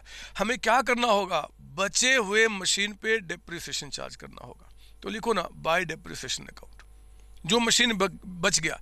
अरे कौन सा मशीन बच गया, M1 हमने बेचा है, M1 बेचा है, M2 अभी बचा हुआ है, M3 बचा हुआ है और M4 बचा हुआ है। मेरे बच्चे ध्यान रखना, आपके दिमाग, आपका जो मन है, आपकी जो आत्मा है, वो बार बार आपको बोले कि मेथड ऑफ चार्जिंग डेप्रिसिएशन, यहाँ पे SLM है, SLM है, SLM है। और जब भी SLM होगा तो हम कॉस्ट पे चार्ज करते हैं। गलतियां बच्चे कर देते हैं, जानते फिर भी बदमाश, जो वैल्यू बच गया उस पर चार्ज कर देते हैं। आओ ना M2 पे चार्ज करते हैं, M2। अरे मुझे बताओ हम कौन सी ईयर का डेप्रिसिएशन चार्ज कर रहे हैं, इस साल का। ये देखो आप, हम इस साल का डेप्रिसिएशन चार्ज कर रहे हैं। M2 कब है, पहले से है ना, तो पूरे साल का चार्ज करेंगे। M2 पिछले साल ही आ गया था, तो इस साल तो हम पूरे साल का चार्ज करेंगे। तो 3 लाख रुपीज पे कॉस्ट प्राइस पे 10% का रेट और पूरे साल का यानी कि 30,000। सर मेथड चेंज हो गया था बदमाश, वो अगले साल के एंड में, यहाँ थोड़े कोई चेंज हुआ है, पुराने तरीके से कीजिए। अरे M3, यहाँ देखो M3 हमने करंट ईयर में ही परचेज किया है। तो मेरे बच्चे कितने समय हमने उसको यूज किया हमें देखना होगा। फर्स्ट 7 से काउंट करो ना, 7, 8, 9, 10, 11, 12, 1, 2, 3, 9 महीने, 9 मंथ्स, यानी कि 1 लाख रुपीज पे, 1 लाख रुपीज पे आपका 10% और इंटू 9 डिवाइड बाई 12 कितना निकल के आ गया, 7,500। हमने 7,500 रुपीज का डेप्रिसिएशन चार्ज कर दिया। कोई डाउट इसमें नहीं सर? सुनो मेरी बात सुनो, M4 भी तो है। अरे M4 हमने यहाँ पे परचेज किया था, 6 महीने तो सिर्फ यूज किए बदमाश, 10, 11, 12, 1, 2, 3, अरे बोलो ना हाँ। अरे 6 महीने ही तो है, आप पता नहीं ऐसे मुझे क्यों देखे जा रहे हो यार। 6 महीने का डेप्रिसिएशन है। आप मुझे बताओ 1,50,000 पे, 1,50,000 पे 10% और 6 मंथ्स का डेप्रिसिएशन कितना हो जाएगा, 7,500। टोटल डेप्रिसिएशन मेरे बच्चे 45,000 आ गया, 45। और आज यानी कि 31 मार्च 2022 को will write now by balance CD, by balance CD। ये M2 की वैल्यू, M3 की वैल्यू और M4 की वैल्यू। जरा बताओ M2 की वैल्यू कितना, नजर यहाँ, नजर यहाँ, नजर यहाँ। मुझे बताओ साल के स्टार्टिंग में, यानी कि इसमें M2 की वैल्यू कितनी है, 2,85,000। तो मैं लिख देता हूँ यहाँ पे समझाने के लिए, एग्जाम में कोई रिक्वायरमेंट नहीं है, कि जो 285 है ना, 285, इसमें से मेरे बच्चे 30,000 की वैल्यू को हमने इस बार डेप्रिशिएट कर दिया। तो अभी भी ये कितना रह गया, 2,55,000 नहीं, 255,000 ये तो रहा। अरे 2,85,000 में से अगर हम 30,000 को हटा दे तो 255, ठीक है। M3 मेरे बच्चे जो 1 लाख रुपीज का था, 1 लाख रुपीज का इस साल ही हमने परचेज किया था, उस 1 लाख में से हमने 7,500 रुपीज का डेप्रिसिएशन चार्ज कर दिया, तो 92,500 रुपीज की वैल्यू बच गया है M3 का। और M4 मेरे बच्चे, M4 जो 1,50,000 का इस साल हमने परचेज किया था, उस ये 150 लिखा है, ये गंदा सा मैंने, ये 1,50,000 है, 150 में 7,500 का आपने यूज कर लिया, तो बताओ कितना बच गया, 142,500। ये आ गया 142,500। मुझे बताओ तीनों की वैल्यू ऐड करके बाहर कितना, 255,000 प्लस आपका 92,500 और प्लस 142,500, ये आ गया आपका 4,90,000। लिखो यहाँ पे 4,90,000। तो यहाँ पे हमने काम खत्म कर दिया, सारी बातें रिकॉर्ड हो चुकी है। जरा बताओ ये टोटल कितना हो गया, 5 + 1 + 7,60,000, 760 है ना, 760। इन सब को भी जब प्लस करोगे तो बैलेंस जो आएगा आपका यहाँ पे वो 7,60,000 का ही अमाउंट बन जाएगा। ओहो, मैंने थोड़ा जोश में आ गया, नहीं कर रहा हूँ, ये कितना 760 ही मैंने लिखा हुआ है, समझ गए मेरी बात ना। तो दोनों साइड आपका 760 ये काम खत्म हो गया। जल्दी से कॉपी करेंगे। हमने अभी तक तो मेरे बच्चे कोई मेथड चेंज हुआ नहीं था, तो पुराने मेथड से जो भी परचेज सेल हो रहे हैं हम उसके हिसाब से डेप्रिसिएशन चार्ज कर रहे हैं। मैं इस वर्किंग को मिटाऊंगा और यहीं पे मैं आपको अब अगले साल की कहानी दिखाऊंगा, अगले साल का है ना। इसको मैं, चलो कोई बात नहीं, रहने दो उसको आप। अब मेरे पास जगह कम है तो मैं आगे की कहानी यहाँ पे कहना शुरू करता हूँ। ये लीजिए, और मैं पहले यहाँ पे जो इसका एंड है ना 31 मार्च 2022 यानी कि 1/4/2022 लिखेंगे यहाँ पे टू बैलेंस बीडी। अक्सर मैंने एक चीज़ और देखा है, जब मैं आप लोगों की कॉपियाँ चेक करता हूँ तो पता है क्या होता है, कुछ बच्चे मतलब टेंशन में, एग्जाम का टेंशन इतना ज़्यादा उनके दिमाग में होता है कि पता है क्या करते हैं, उनको यही नहीं पता कि 31 मार्च 2022 को जब अगले साल लेके आएंगे तो 1 अप्रैल 2022 होगा, वो 1 अप्रैल 2023 लिख देते हैं। मतलब कि सोचते हैं कि यार 22 के बाद अगला साल के स्टार्टिंग तो 23 हो जाएगा। गलत है। अरे 31 मार्च 2022 के बाद अगला दिन क्या आता है, 1 अप्रैल 2022 आता है। तो आप ऐसी गलती मत करना। ये 490 की वैल्यू है। मैं नहीं चाहता कि बार बार मैं यहाँ पे देखूँ, इसलिए मैं लिख देता हूँ यहाँ पे जी कि इसमें M2, M3 और M4 कितने कितने का। आपको लिखने की जरूरत नहीं है।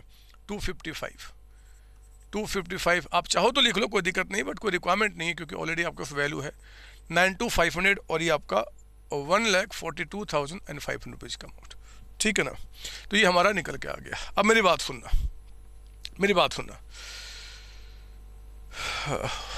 आप मेरी बात सुनेंगे। इसके बाद क्या होगा बच्चे कि अब हम लोग यहाँ पे जी ये काम खत्म हो गया आपका, 1 अप्रैल 2022 लिख दिया हमने ना। ध्यान से देखना, ध्यान से। अब क्या होगा, अब करंट ईयर है मेरे बच्चे, करंट ईयर चला, चलते साल का एंड आ गया। पूरे साल में कोई परचेज, कोई सेल नहीं हुआ, साल का एंड आ गया। तो साल के एंड में यानी कि 31 मार्च 2023 को what will do, bye depreciation. हम यहाँ पे क्या करेंगे, बाय डेप्रिसिएशन यहाँ पे चार्ज करेंगे, बाय डेप्रिसिएशन। और ये जो डेप्रिसिएशन चार्ज होगा मेरे बच्चे, नो डाउट कि M2 पे, M3 पे और M4 पे, इन्हीं पे तो चार्ज करना है, बोलो ना। हाँ, अब ध्यान देना, यही वो दिन है मेरे बच्चे जब मेथड ऑफ डेप्रिसिएशन आपका चेंज हो गया। क्या चेंज हम कर सकते हैं क्या? यस, अलाउड है अंडर 3 सर्कमस्टांसेस। क्या? टू कंप्लाई लॉ, मैं थ्योरी में भी पढ़ाऊंगा, to comply law, to comply with accounting standard. अगर एस में कोई चेंज आ गया तो भी आपको चेंज करना पड़ेगा। और तीसरा होता है to show financial statement more accurate. अगर आपको लगता है कि फाइनेंशियल जो स्टेटमेंट है, मतलब प्रॉफिट लॉस बैलेंस शीट, वो ज़्यादा एक्यूरेट दिखेगा मेथड को चेंज करके, तो फिर आप चेंज कर सकते हैं। ठीक है ना। तो हमने क्या किया, ये मानते हुए कि चेंज अलाउड है, हमने किया। और अब क्या हो गया जी, 15% WDB, कोई दिक्कत नहीं है। आपको क्या करना है कि जो वैल्यू अब यहाँ पे दिख रहा है ना बच्चे, अब इस वैल्यू पे नए मेथड से डेप्रिसिएशन चार्ज करना शुरू कर दो। यानी कि इस साल क्या होगा, नया WDB हो गया ना, तो बचे हुए वैल्यू पे यानी कि 2,55,000 पे, 255 पे रेट ऑफ डेप्रिसिएशन कितना है जी, 15%। तो 15% के हिसाब से हम क्या करेंगे, डेप्रिसिएशन चार्ज करेंगे। बताइए कितना, 255,000 का 15%, ये आ गया 38,38,250, इतना निकल के आ गया। M3 मेरे बच्चे जो 92,500 रुपीज का था, उस पे हम क्या करेंगे, 15% के हिसाब से डेप्रिसिएशन चार्ज करेंगे। तो 92,500 का 15% निकालते हैं, 1313 आपका 875। और ये M4 जो आपका 1,42,500 रुपीज़ का अमाउंट आपका है, ये इसका भी आप निकालिए 15%। तो कितना हो गया जी, 142,500 इंटू आपका 15%, 21,375 का अमाउंट। बताओ कितना निकल के आ गया। 13,875 प्लस ये प्लस 38,250 का अमाउंट, ये आ गया 73,500। आप समझो मेरी बात ना। अगर क्वेश्चन में कहता है कि मेथड ऑफ डेप्रिसिएशन आपका चेंज हो गया तो चेंज कर लो, कोई बात नहीं जी। ये चेंज ना बच्चे प्रोस्पेक्टिव होता है। प्रोस्पेक्टिव का मतलब कि जिस साल आपने चेंज अप्लाई कर दिया उस साल और उसके बाद हम क्या करेंगे, चेंज को अप्लाई कर देंगे। समझ मेरी बात। पहले क्या होता था ना, पहले जब ये डेप्रिसिएशन एज पर A6 होता था, पहले की बात बता रहा हूं, अब तो A6 विड्रॉ कर लिया गया है, अब A6 नहीं रहा। लेकिन जब A6 था तो पता क्या था, ये चेंज कहता था भैया रिट्रोस्पेक्टिव करो। रिट्रोस्पेक्टिव का मतलब कि जब से मशीनें आपकी परचेज की गई तब से चेंज अप्लाई करना होगा। वो थोड़ा टिपिकल कैलकुलेशन हो जाता था, बट कोई दिक्कत नहीं है, अब तो परेशानी है नहीं। प्रोस्पेक्टिव जो चेंज हुआ कर दो, कोई बात नहीं।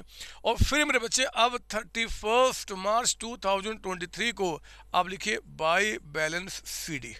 बताओ जरा आपके पास M2 की, M3 की और M4 की वैल्यू कितनी बच गई। अब डायरेक्टली निकालूंगा।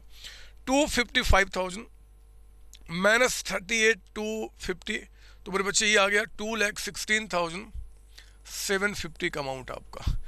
M3 92,500 माइनस 13,875, तो ये आ गया 78,625 का अमाउंट।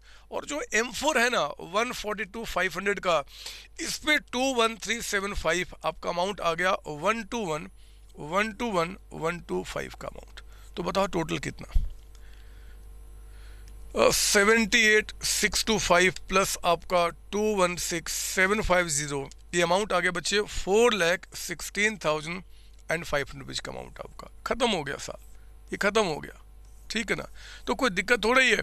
4,90,000 यहाँ पे आप इन दोनों को ऐड करना, ये भी आपको 490 आएगा, आएगा ही आएगा। कोई कोई बहुत बड़ी बात थोड़े है। जितनी वैल्यू यहाँ पे थी उसमें जो वैल्यू डेप्रिशिएट हो गया और डेप्रिसिएशन चार्ज करने के बाद जो वैल्यू बचा उसको ऐड करोगे तो इसके बराबर ही तो निकल के आएगा। इसमें कोई दिक्कत नहीं है, प्लीज़ कॉपी कीजिए। आता हूँ मेरे बच्चे अगले साल में, क्योंकि अभी एक साल की और कहानी कहनी है। और आपका 1/4/2024 इस साल बड़े ध्यान से देखना, क्योंकि बहुत सारी घटनाएं इस साल में घटने वाली है, बहुत सारी घटनाएं। टू बैलेंस BD, बताइए इस साल के स्टार्टिंग में वैल्यू कितना हो गया टू बैलेंस BD। देखो मैंने गलती कर दिया ना, आपको घटनाएं कहते कहते मैंने गलती कर दिया और आपने शायद ध्यान भी नहीं दिया। बताओ क्या गलती हो गई। 31 मार्च 2023 के बाद जो अगला दिन होता है बदमाश, वो 1 अप्रैल 2024 नहीं होता, वो आपका 23 होगा। ये गलतियां होती हैं, अक्सर देखा गया है। अगर 100 कॉपी को चेक करूं आपका, तो 100 में से मुझे कम से कम 20-25 कॉपीज में मिस्टेक्स दिख जाते हैं। आप नहीं करना, आप समझदार हो। बताओ 4,16,500 रुपीज़ का अमाउंट ये आ गया। फिर बच्चे पूरे साल देखो कुछ भी नहीं हुआ, साल का एंड आ गया। तो साल के एंड में यानी कि 31 मार्च 2024 को हम यहाँ पे क्या बोलेंगे, बाय डेप्रिसिएशन।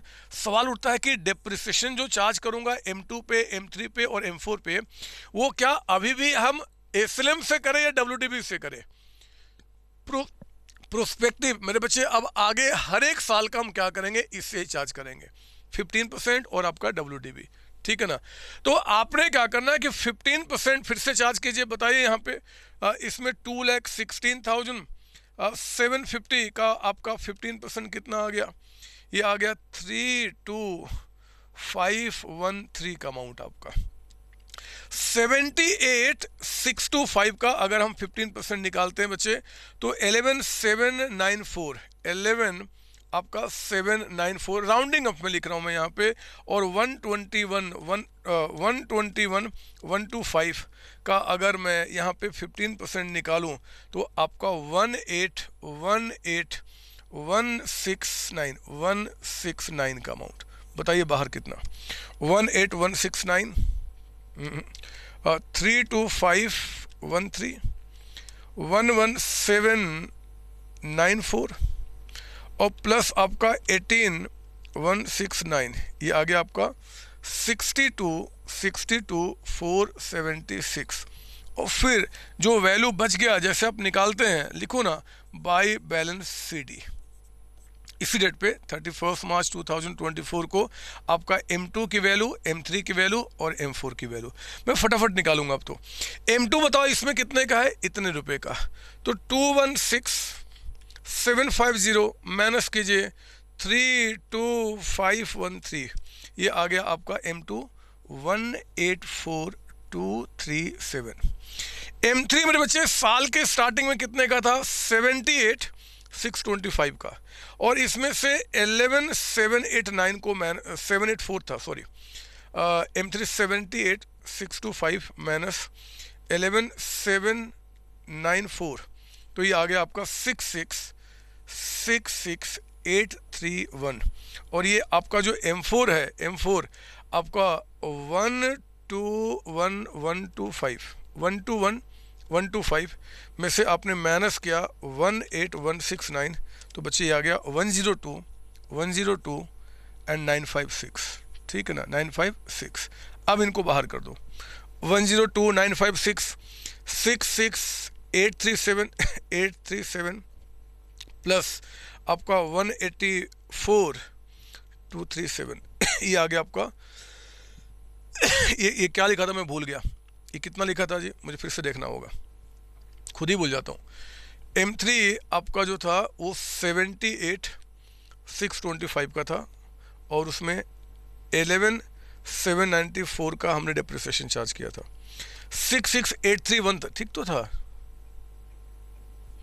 फिर गलती क्या किया, ये आपका प्लस 102956 और प्लस 184237, ये आ गया 354,000 एंड 024 का अमाउंट, ठीक है। और फिर आपका दोनों साइड यहाँ पे टैली कर गया, चेक कर लो, 4,16,500 और यहाँ भी 4,16,500, काम खत्म हो गया। क्या दिक्कत है इसके अंदर में, क्या दिक्कत है, जरा बताओ जल्दी कॉपिंग। एक बदमाश बच्चा पूछ रहा है कि सर ये जो आपने M1 आपने यहाँ परचेज किया, इंस्टॉल अगर कुछ समय के बाद होता तो क्या करते हैं? अरे आएगा ना क्वेश्चन, आप क्यों परेशान होते हो? पहले आप जो करा रहा हो उस पर तो ध्यान दो। दिमाग में हम जब स्टडी करते हैं और आपके दिमाग में इफ़ और अगर आना शुरू होता है तो फिर यहाँ पे आप ध्यान दे ही नहीं पाएंगे, फिर आपका कॉन्सेंट्रेशन खराब हो जाता है। इसलिए विश्वास कीजिए कि आपके सामने जो सर बैठे हुए वो आपके माइंड को जितनी रिक्वायरमेंट है सब कुछ आपको देने वाले हैं समय आने पे, तो आपका स्टडी और अच्छा चलेगा, अच्छी समय तक आप रिकॉल करेंगे। प्लीज कॉपी कीजिए। हो गया ये सर। आज पता नहीं मुझे ऐसा क्यों लग रहा है कि आज समय को बर्बाद कर रहा हूँ, रियली बता रहा हूँ। ये क्यों मैं इतना सारा कुछ करा रहा हूँ? क्या इसकी सचमुच में रिक्वायरमेंट है? क्या मैं सिर्फ आपको इस क्वेश्चन को कराने के बजाय अगर कुछ नोट लिखा देता तो काम नहीं चल जाता क्या? ऐसा नोट लिखो जरा, नोट नंबर 2, नोट 1 पहले लिख दिया था ना हमने पिछले वाले एग्जाम्पल में, वो देखो ना आप यहाँ पे नोट लिखा था ना हमने, यहाँ ये वाला नोट 1 हो गया था। तो अब नोट 2 लिखिए, जो हमेशा आपको हेल्प करता है रिवीजन के टाइम पे। नोट नंबर 2 लिखना, मेथड ऑफ, या फिर ऐसे लिखेंगे note number 2, if there is change in method of charging depreciation, और मेथड ही क्यों, मेथड ऑब्लिक रेट भी लिख दो, चाहे मेथड चेंज हो चाहे रेट हो। रेट पहले हमारा 10% था, आप 15% कर रहे हैं, पहले 15 था आप 10% कर रहे हैं, कुछ भी मतलब। तो if there is change in method oblique rate of charging depreciation, comma, then such change should apply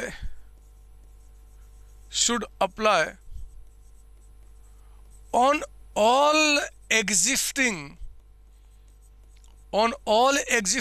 assets in that group।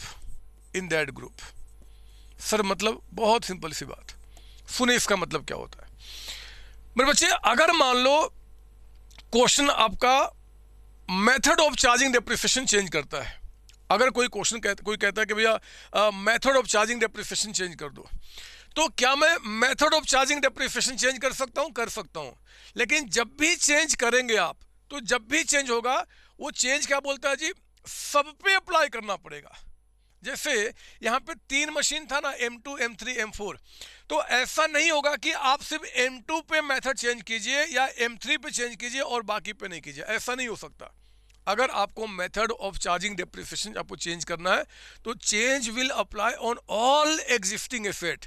All existing, existing मतलब जितने एसेट्स वहां पे एग्जिस्ट कर रहे होंगे, जितने एसेट्स आपके पास एग्जिस्ट कर रहे होंगे उन सब पे चेंज अप्लाई होगा। जो बिक गया, जो स्क्रैप्ड हो गया, उस पे चेंज करने का कोई मतलब ही नहीं बनता, वो तो है नहीं हमारे पास जी, है ना। तो जितने मशीन आपके पास एग्जिस्ट कर रहे हैं सब पे चेंज अप्लाई करना होगा।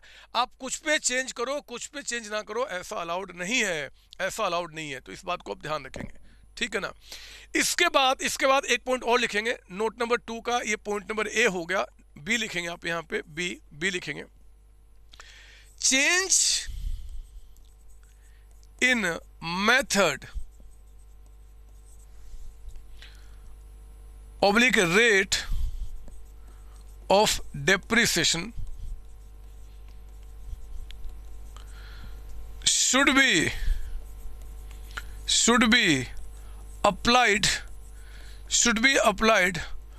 with prospective effect। प्रोस्पेक्टिव का मतलब होता है मेरे बच्चे आने वाले समय में, मतलब इनकमिंग टाइम। एक होता है रिट्रोस्पेक्टिव मतलब जब से परचेज किया तब से चेंज अप्लाई करो, और एक होता है प्रोस्पेक्टिव का मतलब होता है कि अब ऑनवर्ड आप चेंज को अप्लाई कर दीजिए, पीछे से कोई दिक्कत नहीं, जो था वो था, आगे में आपको चेंज कर लेना है। और सी एक पॉइंट और लिखेंगे मेरे बच्चे, change in method of depreciation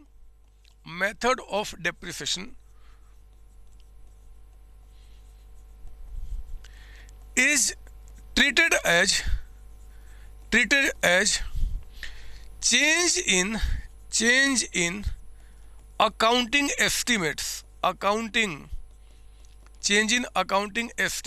ये ना आपका एस्टिमेट्स है ना, मतलब कि जो हमारा एक होता है अकाउंटिंग पॉलिसी की पॉलिसी ही चेंज हो गया जी। पहले क्या होता था बच्चे ना, पुराने ज़माने में जब हमारा ज़माना था तो हम कहते थे भैया कि मेथड चेंज कर लिया ना डेप्रिसिएशन का, तो आपका पॉलिसी चेंज हो गया, आपने अकाउंट्स की पॉलिसी ही चेंज कर दी कि भैया पहले हम एसएलएम थे अब डब्ल्यूडीबी करना चाहते हैं, चाहे वाइस वर्सा। लेकिन अब ये पॉलिसी नहीं माना जाता, ये पॉलिसी नहीं, एस्टिमेट है। पहले हमें लगता था कि यार 10% डेप्रिसिएशन ठीक है, अब लगता है कि नहीं जी 15% चार्ज करना होगा, या पहले लगता था कि 20% जो चार्ज कर रहे हैं वो ठीक है, अब लगता है कि नहीं जी 10% ठीक रहेगा, कुछ भी हो सकता है। तो जब भी रेट या फिर मेथड ऑफ चार्जिंग डेप्रिसिएशन या दोनों आप चेंज कर रहे हैं तो we treat it as the accounting estimates. ये हो सकता है कि 1 मार्क के लिए क्वेश्चन बन जाए, है ना, कि क्या ट्रीट किया जाएगा, तो हम क्या बोलेंगे, change in accounting estimates treat किया जाता है। एस्टिमेट्स में हमने चेंज कर लिया, प्लीज कॉपी करेंगे।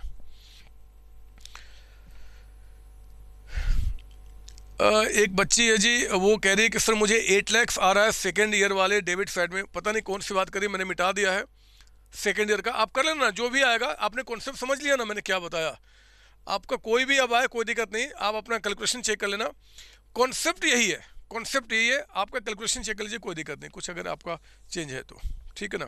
तो हम लोगों ने क्या किया बच्चे, आपका 3rd क्वेश्चन दिखाया, 4th दिखाया, मैं एक 5th क्वेश्चन 5वां क्वेश्चन आपको कराना चाहता हूं। और 5वें क्वेश्चन के देखो लास्ट में मैंने लिखा हुआ है कि हम में है दम। अब सोचो मतलब जोश में आ गया, सोचो जरा मेरी बात, समझो मेरी बात, कि ये 5th क्वेश्चन वही कर पाएगा जिसके अंदर में दम है, और दम पता है ना किसके अंदर होता है, जरा बताओ। 5th क्वेश्चन लिखा है कि हम में है दम, तो किसके अंदर दम होगा, कौन ये क्वेश्चन कर सकता है? ये क्वेश्चन सिर्फ वही कर सकते हैं जो हम सीओसी वाले बच्चे हैं, इसके सिवाय कोई बच्चा इस क्वेश्चन को कर ले उसकी उतनी औकात ही नहीं होगी। गलत वर्ड यूज कर रहा हूं बट सच्चाई है, ऐसे क्वेश्चन सिर्फ हम सीओसी वाले ही बच्चे करते हैं। मैं प्रूव करता हूं, 5वां क्वेश्चन पढ़ेंगे, पढ़िए मेरे साथ 5वां क्वेश्चन, पढ़ो ना क्या बता रहा, पढ़ेंगे। और आप मुझे लगता है कि जब मैं पढ़ूंगा ना तो थोड़े से आप स्माइल भी पास करोगे, क्योंकि ये पॉइंट आपने पहले कभी न कभी मेरे साथ ऑलरेडी किया हुआ है। पढ़िए, पहले मतलब कि पिछली क्लास में, पढ़ो ना। X limited purchase on 1 April 2020 a machine for 360, it was installed, यानी कि पुट टू यूज, हमने उसको इंस्टॉल किया, मतलब रनिंग कंडीशन में कब? 1 जुलाई 2020 को। अच्छा, यहाँ पे डेट ऑफ परचेज आपका अलग है एंड डेट इंस्टॉल करने का अलग है आपका। तो 1 अप्रैल 2020 को कहता है कि भैया हमने परचेज किया है और इसको इंस्टॉल किया 1 जुलाई को and incurred 40,000 as installation charge. ठीक है, आगे पढ़ना। 1 फरवरी 2021 को company purchase another machinery for 2 lakhs and paid 40,000 on its registration and 10,000 as commission. आप जानते हैं मशीन को परचेज करने के टाइम पे जो कमीशन पे कर रहे हैं, जो रजिस्ट्रेशन चार्जेज हो रहे थे, all are one time expenditure और ये सारे एसेट्स की कॉस्ट में ऐड हो जाते हैं। तो ठीक है, ये भी हमें पता है। आगे पढ़ना। 31 दिसंबर 2021 को सेकेंड हैंड मशीन हमने परचेज किया है बच्चे, वो कहता है कि 5 lakhs का और 50,000 कहता है कि हमने इसके रिपेयरिंग पे खर्च किया। आप ये भी जानते हैं, पिछली क्लास में बताया था कि सेकेंड हैंड कोई मशीन अगर आप परचेज करेंगे तो उस पर जो भी फर्स्ट टाइम खर्चे करते हैं, छोटे बड़े रिपेयरिंग पे कुछ भी, सब उसके सेट्स की कॉस्ट में ऐड होते हैं। ऐसा हमें AS10 बोलता है करने के लिए। आगे पढ़ना। ड्यूरिंग 2022 1 अप्रैल को कहता है कि first machine became obsolete and auctioned it for 80,000। अरे ये क्या? 2022 में 1 अप्रैल को फर्स्ट मशीन ऑब्सोलीट मतलब खराब हो गया, हमने उसको ऑक्शन यानी कि बेच दिया 80,000 में, लेकिन 10% कमीशन हमें पे करना पड़ा ऑन इट सेल। याद कीजिए पिछली क्लास, हम लोग जितने में सेल करते हैं और अगर सेल से जुड़ा हुआ कोई डायरेक्टली कोई खर्च है जैसे कमीशन ऑन सेल, तो उसको माइनस करके जो अमाउंट होता है वही हमारा सेल प्रोसीड्स होता है ना बच्चे। हमने 80,000 में कोई सामान बेचा, लेकिन जिसके थ्रू बिकवाया उसने 10% का कमीशन ले लिया, तो 80,000 में 8 माइनस करके हमारे पास 72 ही तो आया, हम 72 इसका सेल मानते हैं। आगे पढ़ना। 31 दिसंबर 2024 को company decided to change the method of charging depreciation from WDV to SLM। यहां भी मेथड चेंज हो रहा है और मजे की बात है, यहां पे पहले मेथड आपका WDV था, अब वो SLM हो गया। रेट चेंज नहीं हो रहा, आप देख लो, पहले भी 10% था, अभी भी 10% है। ठीक है। प्रिपेयर मशीनरी अकाउंट 2020 से लेकर 2024 तक, assuming that accounts are close each year on 31 दिसंबर। ये पहला क्वेश्चन आ रहा है जहां पे 31 दिसंबर को अकाउंट्स क्लोज हो रहा है। पीछे के सारे क्वेश्चन में क्या क्या था जी? हमने 31 मार्च को अकाउंट्स क्लोज किया था। ठीक है, आओ ना पहले 5वें क्वेश्चन में मैं इस महामंत्र को बनाऊं। ये मंत्र जब तक आप ठीक से नहीं कर पाएंगे, माफ करना मैंने मंत्र बोल दिया, महामंत्र, मंत्र कह के इसको मैं छोटा बोल दूंगा, जबकि छोटा चीज है नहीं, यही तो पूरे डेप्रिसिएशन को सॉल्व करा रहा है। लिखो ना सारी बातें, क्या बता रहा है। कहता है कि यहाँ पे 1 अप्रैल 2020 को हमने M1 को परचेज किया है और M1 कितने में परचेज किया जी? ये कहता है कि 360 पे, 3,60,000 रुपए 360 पे। ठीक है, फिर कहता है बच्चे इट वाज इंस्टॉल्ड ऑन 1 जुलाई, बहुत ध्यान से, 1 जुलाई यानी कि 1/7/2020 को। ये कहता है कि रनिंग कंडीशन में, इंस्टॉल मतलब कि रनिंग कंडीशन में, यानी कि put to use, running condition में ही आया, रनिंग कंडीशन में आपका। ठीक है ना, इस दिन क्या हुआ जी? रनिंग इंस्टॉल किया गया कब? 1/7 को। और यहाँ पे कहता है कि इसमें हमने कितने खर्च कर दिए? 40,000 इसको इंस्टॉल करने में। ठीक है, ये 40,000 भी मेरे बच्चे किस पे खर्च किया जा रहा है? M1 के ऊपर, इसी मशीन के ऊपर में, बट डेट इस पर अलग अलग है। फिर कहता है आपका, आगे पढ़ना, 1 फरवरी 2021, यहां कहीं 1 फरवरी 2021 को ये कहता है company purchase another machinery, M2 यहां पे आया है। और ये जो M2 है ना, कहता है कि 2 लाख रुपीज का परचेज, 40 का रजिस्ट्रेशन, 10 कमीशन, टोटल कितना हो गया? 250। एक ही दिन पे खर्च हो रहा है ना, सब इकट्ठा कर दो 250। जब ना बताया डेट तो हम उसी दिन सारा खर्च मानते हैं, एक ही बार में एंट्री करेंगे। फिर कहता है कि 31 दिसंबर 2021, यहाँ कहीं मेरे बच्चे 31 दिसंबर 2021 को एक और भी हमने मशीन परचेज किया, सेकेंड हैंड है, इसका नाम M3 दे देते हैं। और ये मशीन कहता है कितने का जी? 5 लाख और प्लस 50 यानी कि 550 का, 5,50,000 रुपए। M3 हमारे पास आ गया। ठीक है, फिर कहता है कि ड्यूरिंग 2022, 1 अप्रैल को, यहां मेरे बच्चे कहीं पे 1 अप्रैल 2022 को कहता है कि फर्स्ट मशीन ऑब्सोलीट हो गया, यानी कि M1 खराब हो गया। तो M1 को हमने सोल्ड कर दिया है कितने में जी? ऐसे तो 80,000 में हमने सेल किया था, बट 8,000 हमने उस पर कमीशन पे किया, तो हमारे हाथ में कितना आया होगा? 72। हमारी एंट्री 72 से होगी, क्योंकि फाइनली हमारे 72 हाथ में आया होगा। ठीक है, आगे पढ़ना। कहता है कि उसी दिन पे नया मशीन लिया M4, यानी कि आज ही मैं लिख देता हूँ जी, M4 हमारे पास आया है, और M4 हमारे पास कितने का आया है? 2,40,000 का है ना, 240 का ना, ये सर 240, तो 240 का हमारे पास M4 आ गया। अच्छा, आगे बढ़ना। 31 दिसंबर 2022, 31/12/2022 कहता है कि चेंज इन मेथड हो गया, इन मेथड चेंज हो गया। पहले हमारे पास क्या था जी? पहले मेथड क्या था? तो कहता है कि पहले तो आपका एसएलएम था 10% के हिसाब से, और अब जो कहता है कि नाउ ऑनवर्ड ये आपका WDV होगा 10%। रेट नहीं चेंज हुआ है, तो 10%। मेथड यहाँ पे आपने क्या किया? चेंज कर दिया। बोलता बताओ आप इसमें 20 से लेकर 24, यानी कि 5 साल की आपसे अकाउंटिंग पूछ रहा है। आओ ना, हम शुरू करते हैं।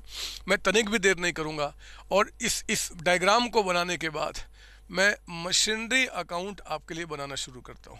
मशीनरी अकाउंट ये लीजिए, हमारा मशीनरी अकाउंट।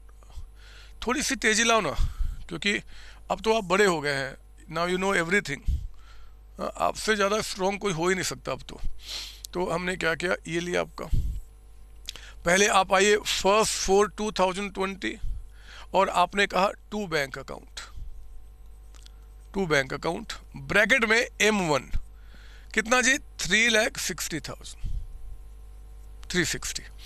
फिर मेरे बच्चे 1/7/2020, ये देखो यहाँ पे आपने फिर से कहा टू बैंक अकाउंट। आपने इसी मशीन पे तो खर्च किया, तो M1 के नाम पे फिर आप क्या करेंगे? 40,000। और याद रखना, इस बार एंट्री आप क्लब नहीं कर सकते, क्योंकि दोनों ही डेट में एक्सपेंसेस इनकम करने का डेट अलग अलग है। ये 1/4 को हुआ था, ये 1/7 को हुआ था। नो डाउट कि कॉस्ट आपका 4 लाख से, बस this is the way to make the entry. और फिर आपका साल का एंड कब खत्म हो जाएगा? तो एक साल यहाँ खत्म होगा आपका 31 दिसंबर 2020 को। एक आपका यहाँ पे जी यहीं पे खत्म होगा 31 दिसंबर 21 को। एक आपका 31 दिसंबर 22, यानी कि यहाँ 3 साल की अकाउंटिंग करना है। 31 दिसंबर 22, 20, 21, 22। ठीक है, साल के एंड में आ जाओ, ये आ गया ना साल के एंड में। तो आपने क्या किया? 31/12 आपका 2020 आपने कहा बाय डेप्रिसिएशन, अकाउंट। अब आपको मेरी बात सुननी पड़ेगी। आप ऐसे जानते हो, मैं यहीं पे दिखा देता हूं, आप चाहो तो वर्किंग में दिखा देना। पर बच्चे आप बताओ डेप्रिसिएशन कितने पे चार्ज किया जाएगा? पूरे 4 लाख पे। पूरे 4 lakh is the cost of your machine, 4 lakh rupees, पूरे 4 लाख पे। रेट कितना है जी? 10% आपका है, 10%। ठीक है, सवाल उठता है कि कितने समय का? याद कीजिए, मैंने आपको बताया था कि इन द फर्स्ट ईयर जब जो डेप्रिसिएशन चार्जिंग शुरू होता है, that start from the date on which asset has been put in a running condition. 2 machinery हमने यहां परचेज किया है, बट एसेट आपका रनिंग कंडीशन में यहां पे आया है। मेरे बच्चे यहां से डेप्रिसिएशन चार्ज करना शुरू करेंगे टिल द एंड। तो 7, 8, 9, 10, 11, 12, 6 महीने। इस बार दिसंबर में एंड हो रहा है, मार्च तक मत काउंट कर लेना। 7, 8, 9, 10, 11, 12, 6 मंथ्स का डेप्रिसिएशन चार्ज किया जाएगा।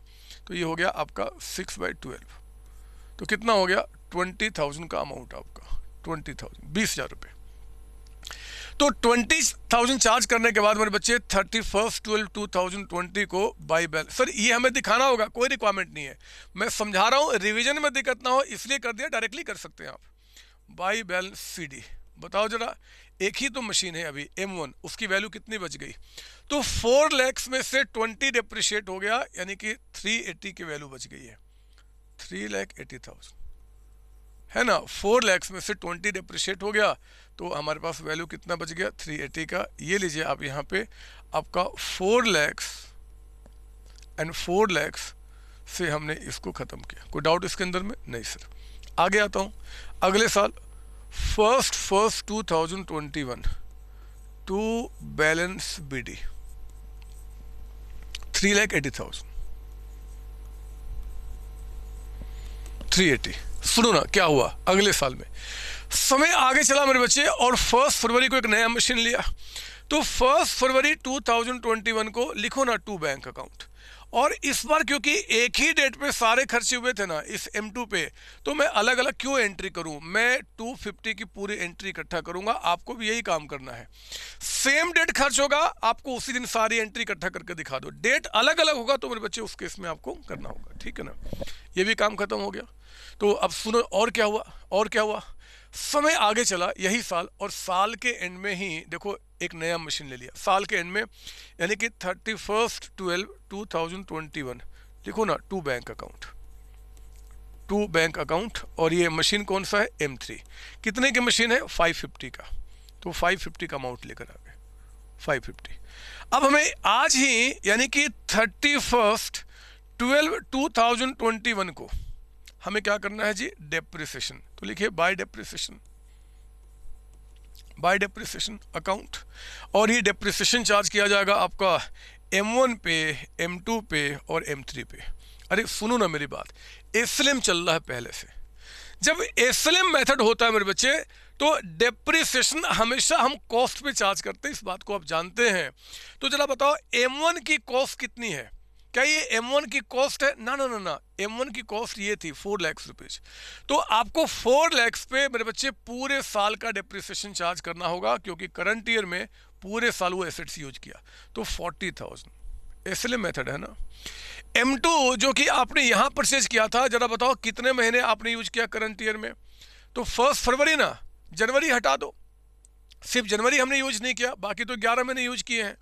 तो जरा बताओ 2,50,000 पे आपका 10% और 11 महीने का 11 डिवाइडेड बाई 12 आपका ये आ गया 22,917, 22,917 का अमाउंट आपका। ये भी हो गया, M1 भी हो गया, M2 भी हो गया। कम टू M3, M3 पे आइए। M3 मेरे बच्चे साल के एंड में ही परचेज किया था, काहे का डेप्रिसिएशन यार, एक दिन भी यूज नहीं किया, बदमाश, क्यों डेप्रिसिएशन चार्ज करूंगा। तो 62,917 का अमाउंट यहां निकल के आ गया, ठीक है ना। और तो इसमें कुछ हुआ नहीं है आपका, बाकी तो अगले साल की कहानी है। आप इसको 31/12/21 को लिखो ना by balance CD, by balance CD। हमारे पास कौन कौन सा जी, तो एंड में आपका जो मशीन बच गया दैट इज एक तो आपका M1, M2 और M3, ठीक है ना। तो अब जब M1 की वैल्यू लिखूंगा तो ध्यान रखना स्टार्टिंग वैल्यू 380 है, हमें इसी में से माइनस करना है। 380 में 40 आपका डेप्रिशिएट हो गया, तो कितना बच गया, 340 है ना। ये 380 में से आपने 40,000 हटा दिया, ये ब्रैकेट वाली बात है आपको समझाने के लिए। तो कितना बच गया, 340। आप ये मत सोच लेना कि यार जब SLM है तो जब भी वैल्यू लिखूंगा तो हमेशा हम कॉस्ट में से माइनस करेंगे, ना ना ना, कॉस्ट पे डेप्रिसिएशन चार्ज होता है। लेकिन वैल्यू कितना बचा, तो स्टार्टिंग में जितना था उसमें हमने 40 माइनस किया, 340 का।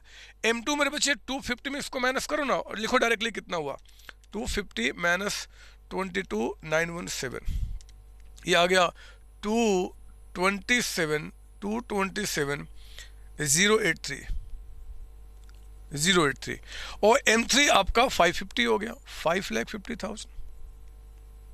बताओ बाहर कितना, तो 550 प्लस 227,083 और प्लस आपका 3,40,000,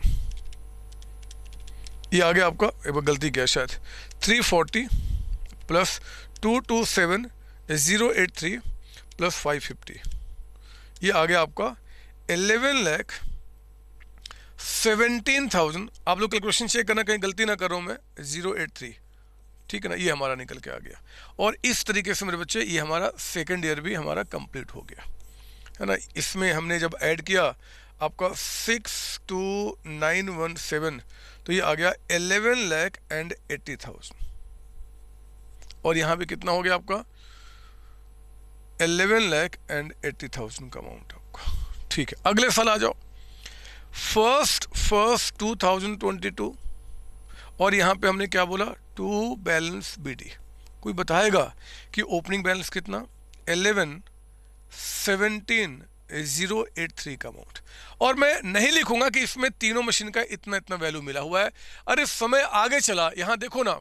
और करंट ईयर में मेरे बच्चे यहाँ पे क्या हुआ, जब समय आगे चला, एक तो M1 को बेचा, M4 लिया। पहले M4 को तो परचेज कर लूँ। कौन सा दिन है? फर्स्ट फोर 2022 को आप बोलेंगे टू बैंक अकाउंट। और ये मशीन कौन सा है? M4। बताइए कितने का आपका? 2,40,000। तो लिखिए यहाँ पे 2,40,000। और आज ही हमने क्या किया? M1 को सेल किया है। तो फर्स्ट 2022 M1 को जो आपने सेल किया है, जरा बताओ M1 की वैल्यू इसमें कितनी मिली हुई है? 340। हमें माइनस करना है, और वो माइनस करने के लिए मेरे बच्चे वर्किंग नोट्स में आपको आना पड़ेगा। और लिखो मेरे साथ, कंप्यूटेशन।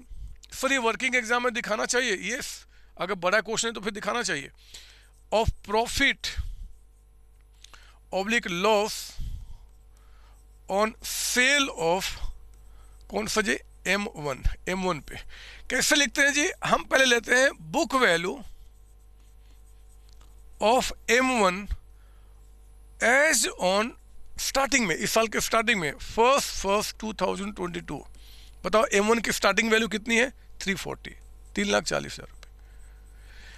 इसमें माइनस कीजिए पहले आप depreciation up to date of sale, जरा बताओ कितना? तो मेरे बच्चे एसले मेथड है पहले से, याद रखना। चेंज जो हुआ है ना, वो साल के एंड में हुआ है। इस पूरे साल में जो भी काम करोगे आपको पुराने मेथड से करना है। जिस दिन चेंज हुआ उसके बाद हम क्या करते हैं? नए मेथड को लेके आते हैं। समझो मेरी बात ना। तो हमें क्या करना है? यहाँ पे कि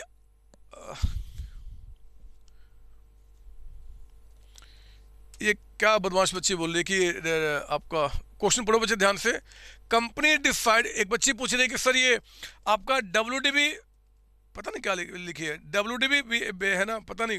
अरे पढ़ा, क्वेश्चन कहता है कि 5वें क्वेश्चन के नीचे से सेकेंड लास्ट लाइन की company decided to change method from WDB to SLM। ओहो शिट। और हमने क्या कर दिया? अरे पहले नहीं बता सकती थी? पहले ये मैंने कैसे लिख दिया फिर यहाँ पे? इस क्वेश्चन में जो आपका है फ्रॉम WDB टू SLM है, फ्रॉम WDB टू SLM। ओहो फ्रॉम WDB टू SLM। ये पहले बोलते बदमाश, ये गंदी बच्ची है। इतने समय से नहीं बताया इसने, अब बता रही है। पहले WDB था और अब कहता है कि SLM हो गया। अब तो पूरा क्वेश्चन चेंज करा देगी बदमाशी। पहले आपका WDB था, अब SLM आपका हो गया। चलो कोई बात नहीं, चेंज कर लेते हैं। थोड़ा सा जो चेंज करना है। WDB था पहले, तो आपका 380 पे आपका 10% यहाँ पे आ जाएगा 38,000।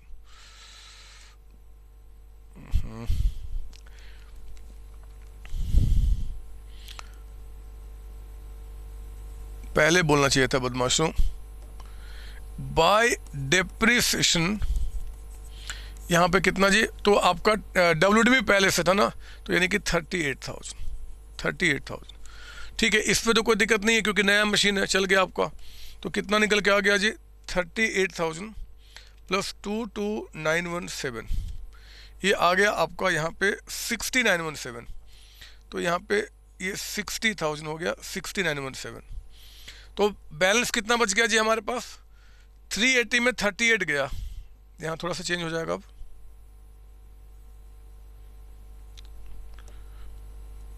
आप लोग को इसलिए बैठाता हूँ कि आप मुझे बता दो कुछ अगर गलती कर रहा हूँ तो। 380 में 38 गया, लेकिन आप इतना लेट बताते हैं आप लोग बदमाश।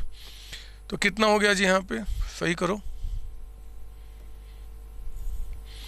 380 में 3,80,000 में 38 गया, ये आ गया 3,42,000 है ना, 342। अभी सब चेंज करना पड़ेगा।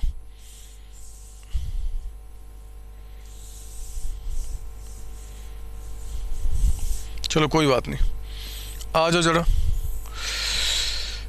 M2 कितने का हो गया? तो 250 माइनस आपका 22,917, ये आ गया आपका 227,083।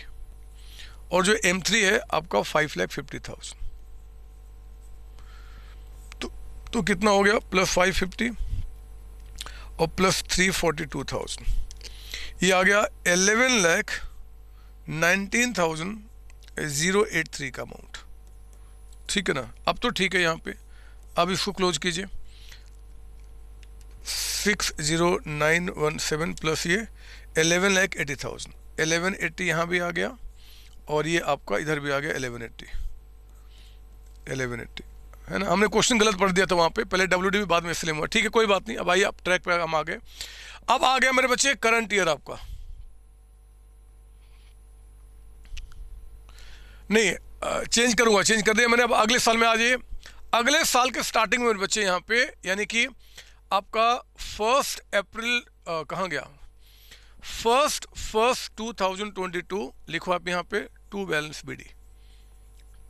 BD है ना, कितना 11,19,083 का अमाउंट आपका। ठीक है ना। फिर हमने क्या किया जी, इसके बाद आगे अब लिखो फटाफट। अब तो ठीक है, 1 अप्रैल 2022 को हम लोग क्या बोलेंगे, टू बैंक अकाउंट। ये नया मशीन हमारे पास आया है, उसका नाम M4 था। M4 है ना आपका वो, ये सर कितने का, 2,40,000 का, 2,40,000 रुपये का। और आज मेरे बच्चे हमने क्या किया, M1 को बेच दिया है। तो 1 4 आपका 2022 को M1 की वैल्यू इसमें कितनी है, 342, वो हमें हटाना है। तो कोई नहीं, लिख दो पहले 342 यहाँ पे आपका, 342 है ना। Now depreciation up to date of sale, पहले मेथड क्या है, WD भी है, तो हम WD से काम करेंगे। 342,000 इंटू रेट आपका 10% है। और मुझे बताओ जरा कितने महीने आपने यूज किया, अगर यहाँ बेच दिया तो दिसंबर के बाद जनवरी, फरवरी, मार्च, 3 महीना, क्योंकि स्टार्टिंग में बेच दिया अप्रैल का जी, 3 मंथ्स, तो 3/12 आपका कितना हो गया, 342,000 का 10% और आपका यहाँ पे 4 से डिवाइड किया, ये आ गया मेरे बच्चे 8550। इसको माइनस करके जो वैल्यू आएगा, will say book value on date of sale, बताइए कितना निकल के आ गया। तो 342,000 में अगर हम इसको माइनस करते हैं तो ये आ गया आपका 3,33,450। और मुझे बताओ इसको सोल्ड फॉर हमने कितने में बेच दिया है, 72, मत कहना 80,000 मेरे बच्चे। 80,000 में 8 माइनस करके आपके हाथ में फर्म में जो पैसा आया होगा ना, वो सिर्फ 72 आया होगा। जिसने बेचा है उसने अपना कमीशन माइनस करके पैसा आपको दिया होगा। तो 72,000 अगर आप हटाते हैं, 2,61,450 का यहाँ पे आपको लॉस ऑन सेल हो गया, लॉस ऑन सेल। ठीक है ना, कितना, 261। तो लिखो ना यहाँ पे, आपने कहा बाय डेप्रिसिएशन कितना चार्ज किया हमने, 8550। फिर आपने कहा बाय बैंक, हमने बेचा कितने में, आपको नेट अमाउंट से ही एंट्री करना है। आप ये मत सोचना कि सर 80 से कर लेते हैं फिर 8 अलग कर लेंगे ना, नेट अमाउंट से एंट्री होता है बच्चे अकाउंट से, रियल लाइफ में भी। और जो आपको लॉस हो गया बाय प्रॉफिट लॉस अकाउंट, बताइए लॉस कितने का आपका हो गया, तो 2,61,450 का अमाउंट है ना, ये काम पूरा हो गया। तो इस तरीके से हमने क्या किया बच्चे, आपका यहाँ पे ख़त्म किया। हमने मशीन जो था बेच दिया, हमने इस मशीन को परचेज करने की एंट्री कर लिया, M1 को बेच के साल के एंड में आ गया। एंड की बातें यहाँ पे करना मुश्किल है, मैं ट्राई करता हूँ यहीं पे 31, 12 एंड 22 को कम से कम डेप्रिसिएशन चार्ज करने वाला जो काम है वो तो यहाँ पे हम लोग कर ही सकते हैं। साल के एंड में डेप्रिसिएशन किस पे चार्ज करूँगा, तो M1 तो बिक गया ना, अब हमें M2 पे चार्ज करना है, M3 पे चार्ज करना है और M4 पे चार्ज करना है। ठीक है, वो कितना मैं वर्किंग में दिखा दूं क्या, वर्किंग नोट्स नंबर 2 लिखिए। कंप्यूटेशन लिख देता हूं ताकि थोड़ा क्लियरिटी आ जाएगा रिवीजन के टाइम पे। Computation of depreciation to be charged on 31 दिसंबर, कौन सा दिन, ये 22। इस पे कौन से मेथड से चार्ज किया जाएगा जी, तो बाय, अब नया मेथड क्या है, SLM, बाय SLM। और किस रेट से आपका 10%, तो अब वो मैं दिखा देता हूँ। एक तो M2 पे कितना, मेरे बच्चे ध्यान देना, अब SLM मेथड हो गया है। तो जब भी SLM से चार्ज किया जाएगा तो उसकी कॉस्ट पे आप मुझे बताओ M2 की कॉस्ट कितने की थी, ये देखो ना, M2 की कॉस्ट यहाँ रिकॉर्ड किया था हमने, 250, और हम इस साल का डिप्रिसिएशन चार्ज कर रहे हैं, ये करंट ईयर हमारा है। तो ये मशीन पहले से है ना, तो हम पूरे साल का चार्ज करेंगे। अरे डायरेक्टली लिख सकते हैं, क्या इतना करना। चलो कोई बात नहीं, आप कहीं बदमाशी न करो रिवीजन टाइम पे। तो 2,50,000 पे हम लोग क्या करेंगे, 10% पूरे साल का, यानी कि 25,000 का डिप्रिसिएशन। M3 पे जो डिप्रिसिएशन चार्ज होगा मेरे बच्चे, M3 वो भी देखो हमने पिछले साल ही परचेज किया था 31/12 को, पूरे साल का। तो 550 पे, और याद रखना एसएलएम हो गया ना, तो अब 10% के हिसाब से, यानी कि 55,000। M4 जो आपने इस साल ही परचेज किया था, कितने का जी, 240 का। तो 240 पे आपका 10% और कितने समय का, तो 1 4 से दिसंबर, यानी कि 9 महीने का, 9/12 जितने समय हमने यूज किया, बताइए कितना। तो 24,000 पूरे साल का इंटू 9/12 आपका, ये आ गया 18,000। आओ ना, इसको लिख लो आप यहाँ पे। M2 पे चार्ज किया हमने 25,000, M3 पे चार्ज किया हमने 55,000, और M4 पे चार्ज किया हमने 18,000। टोटल कितना आ गया, तो 18 + 55 और प्लस आपका 25,000, ये आ गया 98,000। लिख दो यहाँ पे 98। मेरे पास जगह नहीं है मेरे बच्चे, आप तो यहीं पे लिखना, और मैं उस चीज़ को यहाँ पर दिखा देता हूँ। आप तो वहीं पे लिखोगे, लेकिन मैं क्या करता हूँ कि चीज़ें यहाँ दिखा देता हूँ कि अब हमें यहाँ पे क्या लिखना है जी, 31/12/2022 को बाई बैलेंस CD है ना। मेरे पास जगह नहीं है, तो आप तो यहीं लिखिए, मैं यहाँ दिखा देता हूँ कि M2 की वैल्यू, M3 की वैल्यू और M4 की वैल्यू कितनी है ना बच्चे। तो सुनो ना, M2 की वैल्यू कितनी, M2 साल के स्टार्टिंग में कितने का है, ये वैल्यू रहा साल के स्टार्टिंग में, यानी कि 227,083, ये स्टार्टिंग की वैल्यू है। और इसमें से M2 में हमने कितना चार्ज कर दिया, 25,000। तो अब ये वैल्यू बच गया 202,083। M3 मेरे बच्चे आपका स्टार्टिंग में कितने का था, 550 का। 550 में से आपने 55 का डिप्रिसिएशन चार्ज कर दिया, तो बच गया 495 आपका। और M4 जो कि हमारे पास आपका स्टार्टिंग में 240 का था, 240 में से 18,000 का डिप्रिसिएशन चार्ज किया, तो 222,000 बाहर कीजिए, 495 इसको ऐड करो, एंड 202,083, ये आ गया 919,083। आपका दोनों से टैली कर जाएगा, काम यहाँ पे हमारा ख़त्म हो गया। यही तो करना है, क्या दिक्कत है। हमने इस क्वेश्चन में 5 से 6 मिनट खराब कर दिया, लेकिन आप सच्ची बताओ, मानता हूँ खराब हुआ, लेकिन क्वेश्चन तो आपको समझ में आया ना, कॉन्सेप्ट तो समझ में आया ना, एक सीख तो आपने लिया कम से कम कि संतोष सर जैसा नहीं बनना है। आपको बहुत अच्छी तरीके से क्वेश्चन को पहले पढ़ना है, उसको प्रॉपर तरीके से, सही तरीके से लिखना है। मैंने गलत किया मेरे बच्चे, मैं गलत किया, मैं क्या करूं, बुढ़ा हो गया हूं ना, 200-250 साल एज हो गया पढ़ाते पढ़ाते, मैं क्या करूं, चीज़ें अब याद ठीक से नहीं रहती है, ठीक से नहीं पढ़ पाता हूं, गलती किया। आप वो गलती नहीं करना, बहुत प्रॉपर तरीके से क्वेश्चन को पढ़ेंगे, फिर हम क्या करेंगे, आंसर को लिखेंगे। चलिए आज की क्लास मेरे बच्चे हम यहीं पर रोकते हैं। अगली क्लास में अभी मुझे एक कॉन्सेप्ट आपको कराना है, that is called provision for depreciation.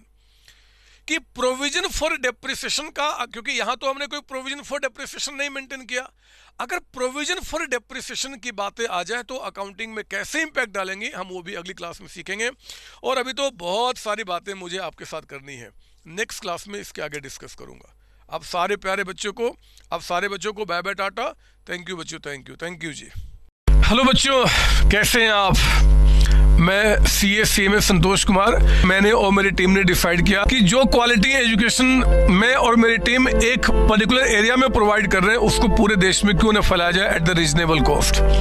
Under the brand name of COC education private limited. मेरे बच्चों, इस सक्सेस को हमने पाया, कॉमर्स के स्टूडेंट्स किसी भी कोर्स के हो, वो पूरे ऑल ओवर इंडिया में बैठ के हमारे कोर्सेज से बेनिफिट ले रहे हैं या ले चुके हैं। हमें जो दूसरों से अलग करता है वो है हमारा डेली डाउट सेशन। हमारा जो एकेडमिक इंस्ट्रक्टर टीम है, आपके कॉन्टिन्यूस आपके ग्रोथ पे वो नजर बनाए रखता है और आपको कॉन्टिन्यूस बेसिस पे मोटिवेट करना आपको स्टडी के लिए। मेरे बच्चों, कुछ रिव्यूज पूरे ऑल ओवर इंडिया से आए हैं, मैं चाहता हूं कि वो आपसे शेयर करूं। This is Komal Mishra of class 11. I am Rishik. I am preparing for CA Foundation. Hello, my name is Anshika and I'm doing CA Intermediate. Ayaz from Bihar, the student of CUC since class 11th and now in foundation. I have purchased my CMA Intermediate from CSC Education. Hi everybody, this is Rahul. I am currently pursuing the CMA Finance. मैंने YouTube पर पहली बार तो sir का class देखा, उनके पढ़ाने का तरीका मुझे बहुत ही पसंद आया। Very thankful to Santosh sir. He is really a very nice teacher. अगर मैं संतोष सर के टीचिंग स्टाइल के बारे में बात करूँ तो आपको महसूस ही नहीं होगा कि आप वीडियो क्लासेस में बैठे, आप लाइव क्लासेस में बैठे। Santosh sir has cleared all my doubts and he gives a very तगड़ा concept over accounting. Thanks to COC, my concepts are pretty clear, my doubts get clear right away and I'm even able to score a good mark. ये आप भी हमारे साथ join करें और success के path पे आप भी हमारे साथ अपने सपनों को पूरा करें। थैंक यू बच्चों।